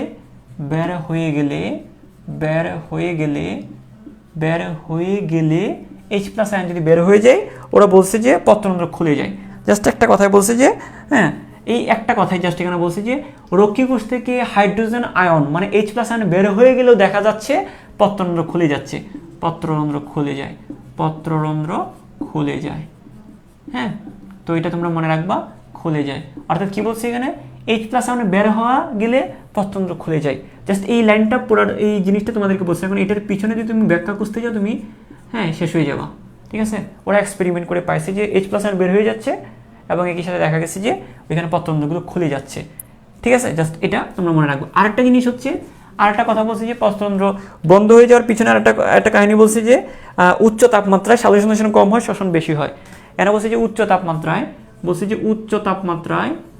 তাপমাত্রায় আরেকটা ব্যাখ্যা যেটা দিছে, যে উচ্চ তাপমাত্রায় কি হয়? উচ্চ তাপমাত্রায় সালোকসংশ্লেষণ কমে যায়, শ্বসন বেড়ে যায়। সালোকসংশ্লেষণ কমে যায়, উচ্চ তাপমাত্রায় সালোকসংশ্লেষণ কমে যায়, শ্বসন বেড়ে যায়। তো এই কাহিনীটা হইলে ওরা বলতেছে এই শ্বসন বেড়ে যাওয়ার পিছনে ওরা বলছে যে শ্বসন বেড়ে গেলে একটা জিনিস, শ্বসন বেড়ে যায় তখন কার্বন ডাইঅক্সাইডের পরিমাণ বেড়ে যায়। তখন কি হয়? তখন কার্বন ডাইঅক্সাইডটা বাড়ে। শ্বসন বাড়লে তো কার্বন ডাইঅক্সাইড বাড়বে, এটা তো লজিক্যালি বোঝা যাচ্ছে। শ্বসন বেড়ে গেলে কি হবে? কার্বন ডাইঅক্সাইড বেড়ে যাচ্ছে। আর কার্বন ডাইঅক্সাইড বেড়ে গেলে কি হবে? পত্ররন্ধ্র বন্ধ হয়ে যায়। মানে একটু আগে আমরা যেটা পড়ছি সেটাও আধুনিক মতবাদ। এবং আধুনিক মতবাদের মধ্যে আরও দুইটা যুক্তি ওরা দাঁড় করাইছে। সেটা কি? যে হাইড্রোজেন বের হয়ে গেলে পত্ররন্ধ্র খুলে যায়।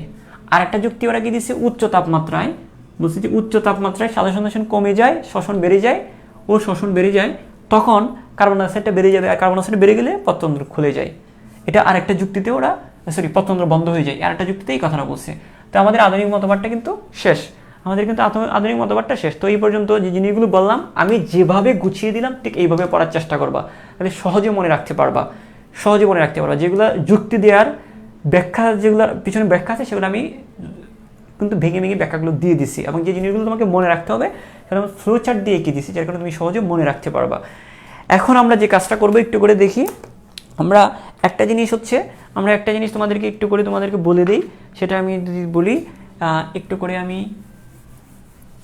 আসলে এই বিশাল বড় চ্যাপ্টারটা ভালো করে খেয়াল করে, বিশাল বড় চ্যাপ্টার যেটা, এটা কি সব জিনিস আমি চেষ্টা করছিলাম যে সবই লাইন বাই লাইন পড়াবো, হ্যাঁ, কিন্তু তারপরেও পসিবল হচ্ছে না। কেন হচ্ছে না? কারণ আমাকে একটা নির্দিষ্ট লেকচারের মধ্যে ক্লাসটা শেষ করতে হচ্ছে।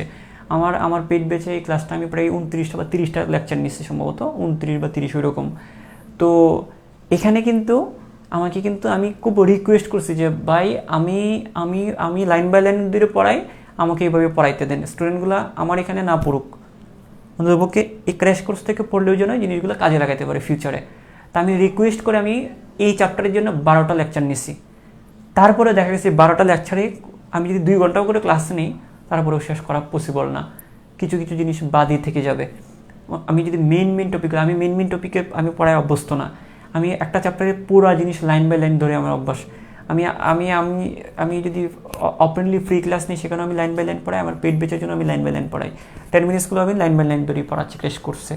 তো এইটাও আমি এই চ্যাপ্টারটার জন্য আমি রিকোয়েস্ট করছি, আমাকে মিনিমাম 12টা লেকচার দিতে হবে, তাহলে আমি এই জিনিসগুলো পড়া দিতে পারবো। এখন দেখো, ক্র্যাশ কোর্স 10 মিনিটসগুলোর কিছু করার নাই এখানে, 29টা বা 30টা লেকচার আমাকে এখানে দিলে বাকি জিনিসগুলো কখন শেষ করবে? এটা আসলে ওই সীমাবদ্ধতা, এটা কারো কিছু করার নাই, এটা আমারও কিছু করার নাই। আমি রিকোয়েস্ট করে 12টা লেকচার নিয়েছি, এখন তাদেরও কিছু করার নেই যে আমাকে ক্লাস বাড়িয়ে দেওয়া। অন্যান্য স্যারদেরকে যেখানে 5 থেকে 6টা লেকচার দেওয়া হয়েছে, সেখানে আমি রিকোয়েস্ট করে চাইছি যে 12টা লেকচার, আমাকে আলটিমেটলি হিসাব করে যে আচ্ছা অন্তত 12টা লেকচার নেন। তো এখন কথাটা হচ্ছে, দেখো, তারপরে কিছু না কিছু জিনিস তোমাকে নিজে করে পড়ে নিতে হবে। এখন এটা ছাড়া আমার আর কিছু করার নেই, আমার হাত পা বাঁধা আসলে বেসিক্যালি। তো এই জন্য তোমাদেরকে একটু করে বলবো যে আমি এটা পড়ানোর পরে তোমরা বইটাও একটু পড়ার চেষ্টা করবা, হ্যাঁ। আর এই হচ্ছে কথা, কারণ হচ্ছে তোমাদের বিশেষ করে বায়োলজি এবং কেমিস্ট্রিটা লাইন বাই লাইন বুঝিয়ে যেটা বুঝে পড়তে হবে, এবং পড়লে তোমরা কিন্তু মেডিকেলে তুমি কিন্তু একটা হিট দিতে পারবা। তুমি যদি ইঞ্জিনিয়ারিংয়েও পড়ো, তুমি কিন্তু মেডিকেলে একটা চান্স নিতে পারবা। তুমি যদি ভার্সিটিতেও পড়ো, মেডিকেলে একটা সুযোগ তোমার থাকবে। আর মেডিকেলে যারা পড়বা তাদের জন্য biology chemistry line by line তো লাগবেই। তোমাদেরকে একটা কথা বলি, বায়োলজি কেমিস্ট্রি যদি তুমি লাইন বাই লাইন পড়তে পারো, তোমার মেডিকেল মোটামুটি নিশ্চিত বলা যেতে পারে। তো এটা তুমি আর কিচ্ছু না রে ভাই, আর কিচ্ছু না। এর মেডিকেলে যারা চান্স পেয়েছে আহামরি কিছু না। হয়তো বা একটা স্টুডেন্ট মেডিকেলে চান্স পাওয়ার পর অনেক ভাব নেই, আরে 10-12টা বই পড়ছি, এই বই পড়ছি, সেই বই পড়ছি, গোড়ার ডিম পড়ছে, কিছুই না। জাস্ট যে বইগুলো আমি বারবার বলি, ওই বইগুলো যদি লাইন বাই লাইন পড়তে পারো, তোমার মেডিকেল তোমাকে ডেকে নিবে, এতটুকু নিশ্চিত থাকো। তো যাই হোক, এই লাইন বাই লাইন পড়ার বিষয়টা যেটা আমি বলতেছি, এটা আমার পক্ষ থেকে যতটুকু সম্ভব আমি করার চেষ্টা করতেছি। এখন যেটা হচ্ছে যে এখানে কয়েকটা জিনিস আমি ওই পত্ররন্ধ্রের বেলায় কয়েকটা জিনিস আমি স্কিপ করে গেছি, কিন্তু আমার ভিতরে বুঝেছিলাম না যে ক্লাসের মাঝখানে আমি কী চিন্তা করতেছি। ওই টপিকটা, হ্যাঁ, ওই পত্ররন্ধ্রের কাজ, সেটা আমি একটু ছেড়ে রেখে আসছি। কারণ আমার ভিতরে কিন্তু খারাপ লাগতেছে যে এই জিনিসটা আমি কেন রেখে আসলাম, কারণ আমি এভাবে পড়ায় অভ্যস্ত না, আমি একদম লাইন বাই লাইন পড়া অভ্যস্ত। তারপরে তোমরা একটু বই থেকে একটু করে দেখে নিবা যে পত্ররন্ধ্রের কাজটা কী। এবং আমি এখানে আজকের টপিকের মধ্যে সবচেয়ে গুরুত্বপূর্ণ ছিল পত্ররন্ধ্র কেন খোলে, পত্ররন্ধ্র কেন বন্ধ হয়, সেই জিনিসটা পড়ানো হচ্ছে আজকের মূল টপিক, এবং এটাই আমি আগে পড়ানো শুরু করছি। এখন দেখে অল্প একটু করে তোমাদেরকে যদি পত্ররন্ধ্রের কাজটা যদি তোমাদেরকে একটু করে বলি। এখন আমি আসলে আমার খুবই খারাপ লাগতেছে আমার সামনের দিকে আগায় যেতে, এই জন্য, হ্যাঁ। এই পত্ররন্ধ্রের ঘটনাটা হচ্ছে, আমি যদি পড়াইতে নাও পারি, তুমি নিজে পড়ার চেষ্টা করবা, তাহলে তোমার মেডিকেলটা মোটামুটি নিশ্চিত হয়ে যাবে, আহামরি আর কিছু লাগবে না, হ্যাঁ। অমুক বই তমুক বই এগুলো চিন্তা করার দরকার নেই, অমুক কোচিং তমুক কোচিং, তুমি যদি নিজে পড়তে পারো তাও হবে। দেখো, একটা জিনিস খেয়াল করো, এই পত্ররন্ধ্রের ভিতরে যে এটা হচ্ছে রন্ধ্র সংলগ্ন প্রাচীর না, এই রন্ধ্র সংলগ্ন প্রাচীর যেটা, এখানে একটু করে তোমাদেরকে একটু বলি, রন্ধ্র সংলগ্ন এই প্রাচীরটা, এই রন্ধ্র সংলগ্ন প্রাচীরের যে কোষ প্রাচীরটা, সেটা সেলুলোজে নির্মিত। কী নির্মিত? সেলুলোজে নির্মিত। এবং এদের সেলুলোজটা হচ্ছে কীরকম, তোমাদেরকে যদি বলি যে স্যার এই রক্ষী কোষটা ফুলে গেলে পত্ররন্ধ্রটা কেন খুলে যায়, কারণটা হচ্ছে এই যে রন্ধ্র সংলগ্ন যে প্রাচীরটা, এটার নাম কি? রন্ধ্র সংলগ্ন প্রাচীরটা পুরু, তাই না?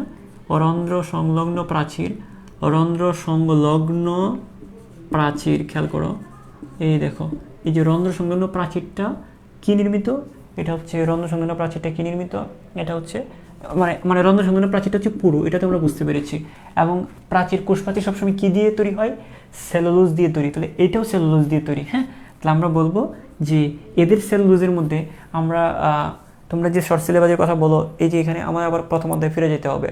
আমরা কোষ ও কোষের গঠন মানে কি, উদ্ভিদ বিজ্ঞানের প্রথম অধ্যায়ে একটা চ্যাপ্টার আছে না, ওই ফার্স্ট পেপারের যে প্রথম চ্যাপ্টার যেটা আছে ওইটার মধ্যে লেখা আছে যে কোষ প্রাচীরের গঠন, এবং কোষ প্রাচীরের একটা উপাদান হচ্ছে মাইক্রোফাইব্রিল। মনে আছে? কোষ প্রাচীরের একটা উপাদান কি? প্রাচীরের একটা উপাদান হচ্ছে মাইক্রোফাইব্রিল। এটা প্রথম অধ্যায়ের পড়া। তো যাই হোক, এখানে বলা হচ্ছে যে রন্ধ্র সংলগ্ন এই যে রন্ধ্র, এই যে ছিদ্রটা, এই রন্ধ্র সংলগ্ন যে প্রাচীরটা আছে, ওই প্রাচীরটা হচ্ছে ওইখানে রন্ধ্র সংলগ্ন যে প্রাচীর, ওই প্রাচীরের মধ্যে যে মাইক্রোফাইব্রিলটা আছে, ওই মাইক্রোফাইব্রিলটা হচ্ছে আড়াআড়িভাবে বিন্যস্ত। এই আড়াআড়িভাবে বিন্যস্ত থাকার কারণে এটা তোমাকে এইভাবে, এটা একটা মাইক্রোস্কোপিক, এটাতে এইভাবে চিত্র এঁকে বোঝানোটা সম্ভব না, জাস্ট আপাতত জেনে রাখো। কোষ প্রাচীরের একটা উপাদান হচ্ছে কি? প্রাচীরের একটা উপাদান হচ্ছে মাইক্রোফাইব্রিল। হ্যাঁ, মাইক্রোফাইব্রিল। এখন কথা হচ্ছে এই যে দেখো, এই মাইক্রোফাইব্রিলগুলো, এই রন্ধ্র সংলগ্ন প্রাচীরের যে মাইক্রোফাইব্রিলগুলো, এই মাইক্রোফাইব্রিলগুলো আড়াআড়িভাবে বিন্যস্ত থাকে। ওই আড়াআড়িভাবে চিত্রটাকে দেখানো সম্ভব না, মানে এভাবে তেসরাভাবে বিন্যস্ত থাকে, সুজানা এটা আড়াআড়িভাবে বিন্যস্ত থাকে, যার কারণে এই জায়গাটা বেঁকে যায়। তো আমরা এই জায়গাটা একটু করে বলি যে রন্ধ্র সংলগ্ন প্রাচীরে, আমরা যদি লাইনটা বলি যে রন্ধ্র এই যে এই ছিদ্র সংলগ্ন যে প্রাচীর, রন্ধ্র সংলগ্ন প্রাচীরের রন্ধ্র সংলগ্ন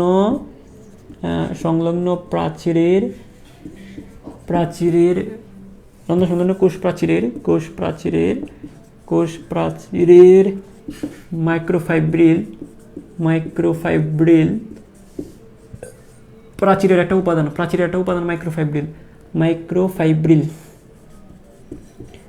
মাইক্রোফাইব্রিল আড়াআড়ি বিন্যস্ত থাকে। কি থাকে? আড়াআড়ি বিন্যস্ত থাকে।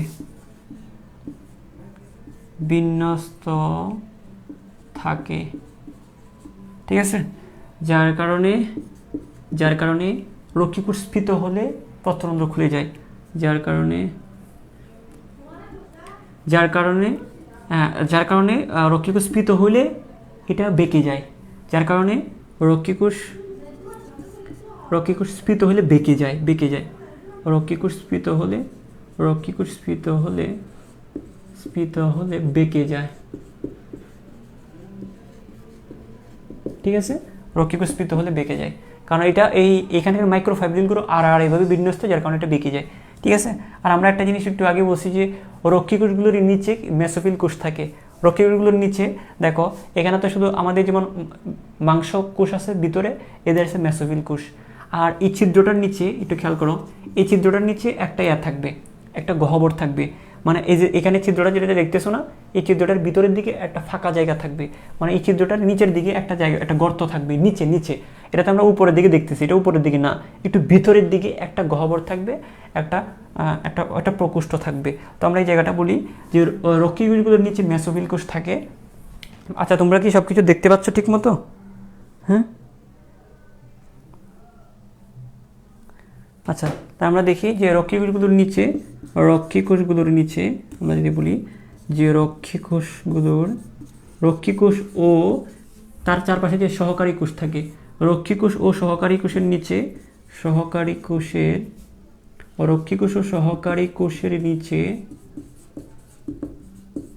কি থাকবে বলো তো?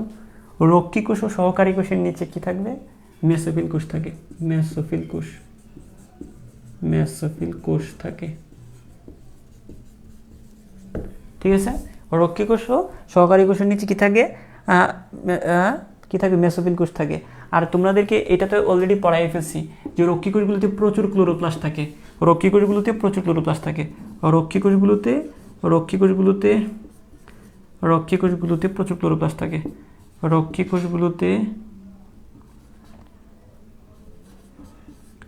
রক্ষী কোষগুলোতে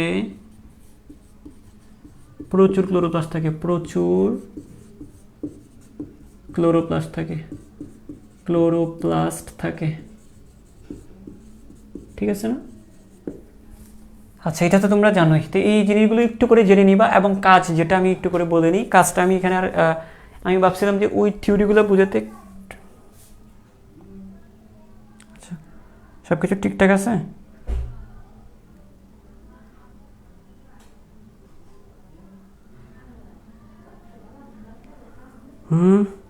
এই পর্যন্ত সবার ক্লিয়ার?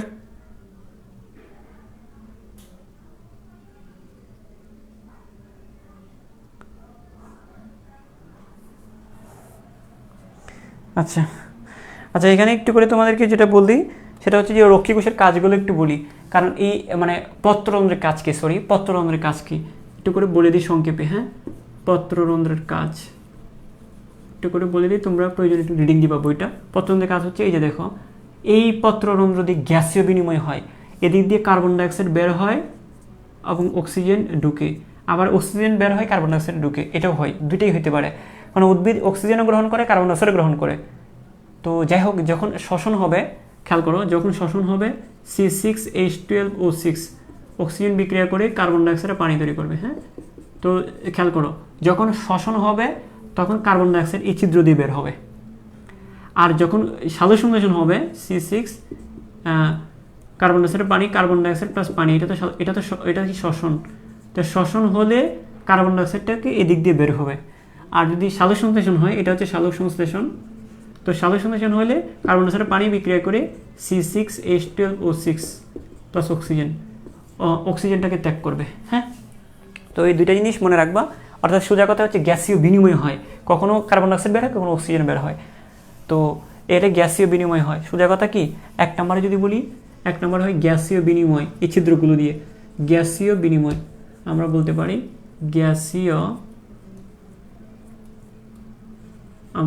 পারি যে গ্যাসীয় বিনিময় হবে। আর গ্যাসীয় বিনিময় মানে কি, অর্থাৎ সালোক সংশ্লেষণ ও শ্বসনে ভূমিকা রাখে। তা আমরা এটাকে একটু বড় করে যদি বলি যে শ্বসন ও সালোক সংশ্লেষণে ভূমিকা রাখে, শ্বসন ও সালোক সংশ্লেষণে ভূমিকা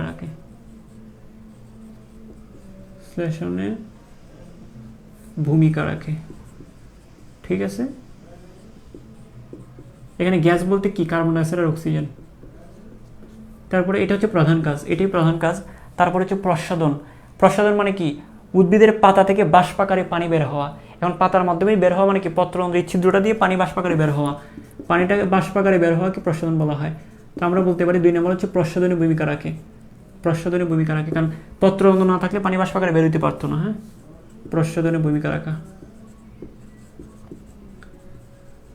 রাখা, ঠিক আছে।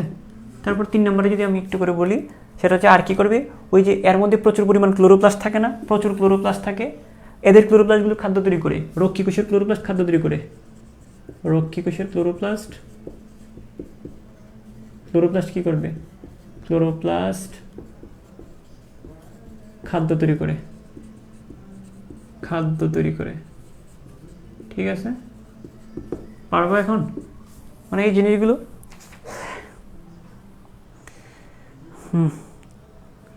ঠিক আছে। রক্ষী কোষের ক্লোরোপ্লাস্ট কি করে, খাদ্য তৈরি করে। এই জিনিসগুলো পারবা কিনা বলো।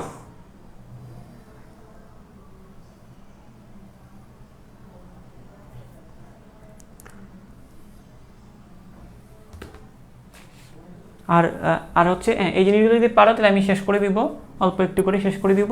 আর একটা জিনিস তোমাদেরকে বলি, এখানে একটা কথা বলি, যে এখানে একটা কথা বলছিলাম না, যে এই যে প্রসাদনের ভূমিকা রাখে, মানে পত্ররন্ধ্রটা খুলে গেলে প্রসাদন বেড়ে যায়। কিন্তু পত্ররন্ধ্র খুললে, যখন পত্ররন্ধ্র খোলা অবস্থা থাকবে, পানি বাষ্পাকারে বেশি পানি বাষ্পাকারে বের হবে, প্রসাদনের ভূমিকাটা রাখবে।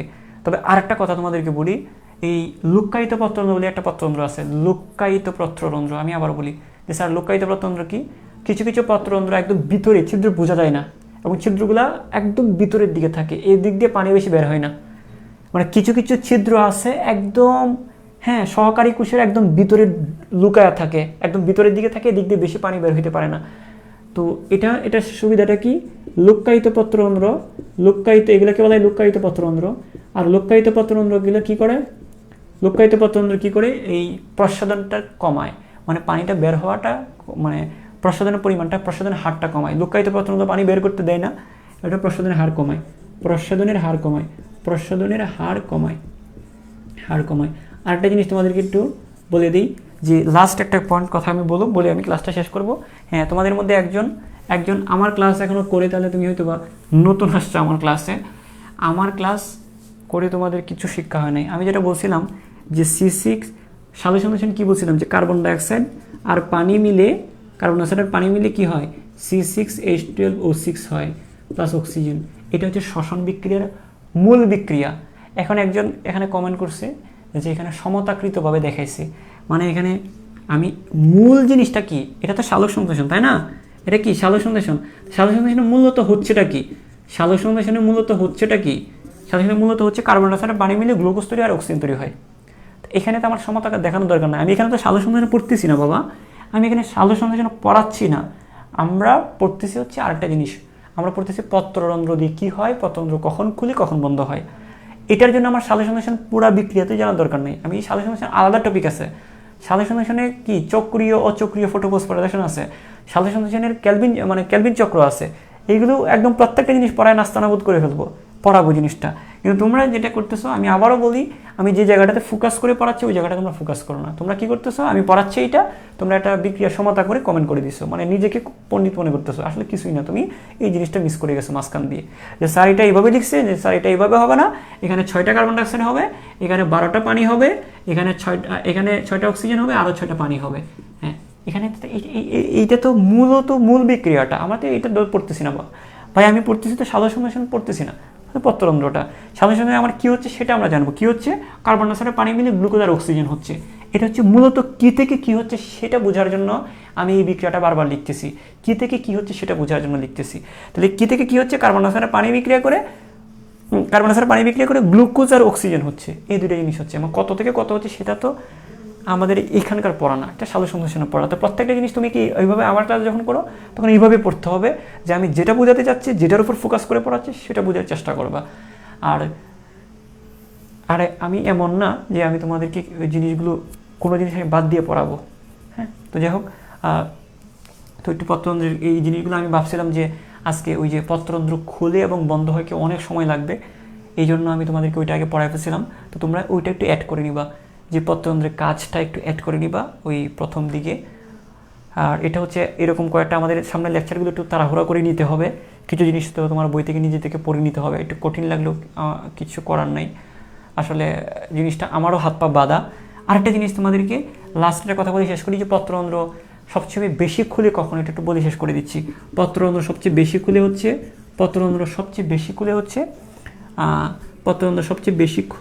কখন, পত্ররন্ধ্র সবচেয়ে বেশি খুলে হচ্ছে সকাল 10টা থেকে 11টা এবং বিকাল 2টা থেকে 3টা। হ্যাঁ, সকাল 10টা থেকে 11টা, সকাল 10টা থেকে 11টা এবং বিকাল 2টা থেকে 3টা। তো এটা তোমরা এইভাবে মনে রাখতে পারো, যে সকালের দিকে খেয়াল করো, সকালের দিকে ভালো করে খেয়াল করো, সকালের দিকে সবাই অফিস আদালতে যায় না, তো সকালের 10টা 11টার দিকে অফিস আদালত খুলে, 10টা 11টার দিকে। আবার খেয়াল করো, আবার অফিস আদালতগুলো আবার দেখো, আবার মানে নাইট কোচ, বা এটা হচ্ছে একটা ডে শিফট, একটা হচ্ছে মর্নিং শিফট, একটা ডে শিফট। চিন্তা করো, মর্নিং শিফটটা কখন শুরু হয়, 10টা থেকে 11টার দিকে, আর ডে শিফটটা কয়টা থেকে শুরু হয়, 2টা 3টার দিকে। এইভাবে তুমি মনে রাখতে পারো, নর্মালি 10টা থেকে 11টা, 2টা থেকে 3টা, খুব কঠিন না। আর দিনের বাকি সময়টাতে অল্প খোলা থাকে আর রাতে বন্ধ থাকে। হ্যাঁ, দিনের বাকি সময়ে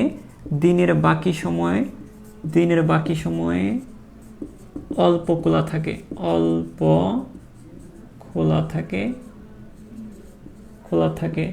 আর রাতে কি থাকবে, রাতে বন্ধ থাকে। আচ্ছা, ঠিক আছে, এই জিনিসটা একটু করে তোমরা জেনে নিবা।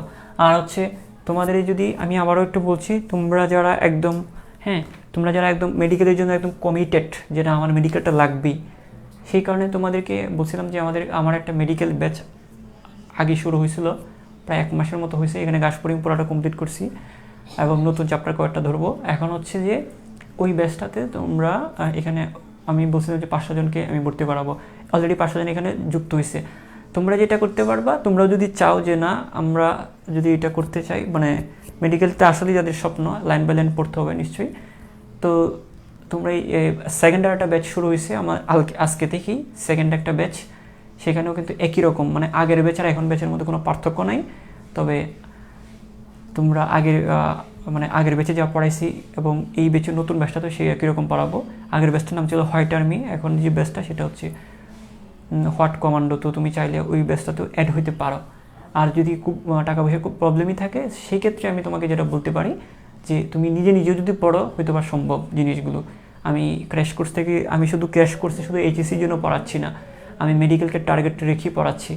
তো সেটা হচ্ছে তুমি আমার এখান থেকে যতটুকু সমাধান দেওয়া যায় সেটা আমি দিব। তারপর হচ্ছে আমার কিছু ফ্রি ক্লাস, আমার যে বিভিন্ন গ্রুপে আমি ফ্রি ক্লাসও নিই, আমার ইউটিউবে কিছু ক্লাস আছে, এগুলো করেও যতটুকু আগাইতে পারো তুমি আগায় নিতে পারো। তো সেটা হচ্ছে কথা। এখন তুমি যদি বলো যে ভাই সবই ফ্রিতে পড়ান, ভাই আমিও কিন্তু স্টুডেন্ট, আমিও কিন্তু মানে পরিশ্রম করে আমি তোমাদেরকে পড়ায় মজা পাই, কিন্তু আমরা পারিশ্রমিক না পাইলে কিন্তু আমরা এই ডেডিকেশনটা ওই লেভেলে এগোতাম না। তো জিনিসটা হচ্ছে যে দিন শেষে যেই পড়াক না কেন কিছু মানে তাদেরকে তো চলতে হবে, আমরাও স্টুডেন্ট, আমাদেরকে তো চলতে হবে। তো এই জিনিসটা হচ্ছে এখন আমি যদি সবাইকে ফ্রিতে পড়াই তাহলে তো আমার কোনো পেইড ব্যাচ থাকবে না। তো কিছু সীমাবদ্ধতার কারণে কিন্তু আমি কি করতে পারি না, আমরা মানে সব ফ্রিতে ছেড়ে দিতে পারি না, আমাদেরকে তো চলতে হয়। তো এই জিনিসটা হচ্ছে যে তোমাদেরকে ওই সীমাবদ্ধতার মধ্যে থেকেই তোমাদেরকে যতটুকু, আমার কাছে যদি পড়তে নাও পারো খুব একটা আফসোস করার দরকার নেই। তবে আমি আমার সীমাবদ্ধতার মধ্যে থেকে যতটুকু তোমাদেরকে দেওয়া যায় আমি দেওয়ার সবসময় চেষ্টা করি। আমি জৈব রসায়নটা আমার মেডিকেল ব্যাচে জৈব রসায়নটা না পড়াই আমি বলছি যে না আমি এটা ওপেনলি পড়াবো। তো এখানে আমার ব্যাচে যারা আছে ওরাও হয়তো বা খুব একটা করে নাই। তো আমি যদি সবই ফ্রিতে ছেড়ে দিই তাহলে তো আমার এখানে আর কেউ পড়তে আসবে না। এটা স্বাভাবিক বিষয়, এটা তোমরা যেভাবেই চিন্তা করো না কেন এটাই হচ্ছে স্বাভাবিক বিষয়। এবং এটা হচ্ছে যে আমার যে টেকনিকগুলো বা আমার যে এগুলোতে আমার যে ডেডিকেশন বা আমার যে পরিশ্রম, কিছু পরিমাণ পারিশ্রমিক না পেলে হয়তো বা আমার চলাটা মুশকিল হয়ে যাবে। যাই হোক, সব কিছু মিলিয়ে আমি আমার জায়গা থেকে আমি চেষ্টা করি যেটা ফ্রিতে ছেড়ে দেওয়ার আমি ছেড়ে দিচ্ছি কিন্তু। এবং এই জিনিসগুলো কিন্তু প্রত্যেকটা ফ্রি ক্লাসগুলো কিন্তু কোনো অংশে কম না, যেমন না আমি একটা নির্দিষ্ট টপিক নিয়ে আমি তোমাদেরকে বলে দিচ্ছি যে হ্যাঁ কোনো একটা নির্দিষ্ট টপিক নিয়ে তোমাদেরকে আমি এটা বলি নাই মানে খুব মজা করতেছি যে আমার এখানে ভর্তি, আমি এটা বলি না। আমি ফ্রিতে পড়ালেও একদম গুছিয়ে লাইন বাই লাইন পড়ায় দিচ্ছি যেন তুমি এটা কাজে লাগাইতে পারো। তো যাই হোক, তো তোমাদের কাছে একটা জিনিস আমি বলি যে হয়তোবা খুব একটা সময় তোমরা পাবা না। তো জিনিসটা হচ্ছে তোমরা বায়োলজি কেমিস্ট্রিটা এমনভাবে গুছিয়ে নাও যদি মেডিকেলের স্বপ্ন হয়ে থাকে। আমি যেহেতু মেডিকেলের পার্সন, মেডিকেলে যদি পড়ি এই জন্য মেডিকেলটা বেশি বলি তোমাদেরকে। তো যাদের মেডিকেলটা স্বপ্ন, এটা কিন্তু অসম্ভব কিছু না যদি তুমি গুছিয়ে পড়তে পারো, ঠিক আছে? তো সবাই ভালো থাকো, সুস্থ থাকো, আসসালামু আলাইকুম।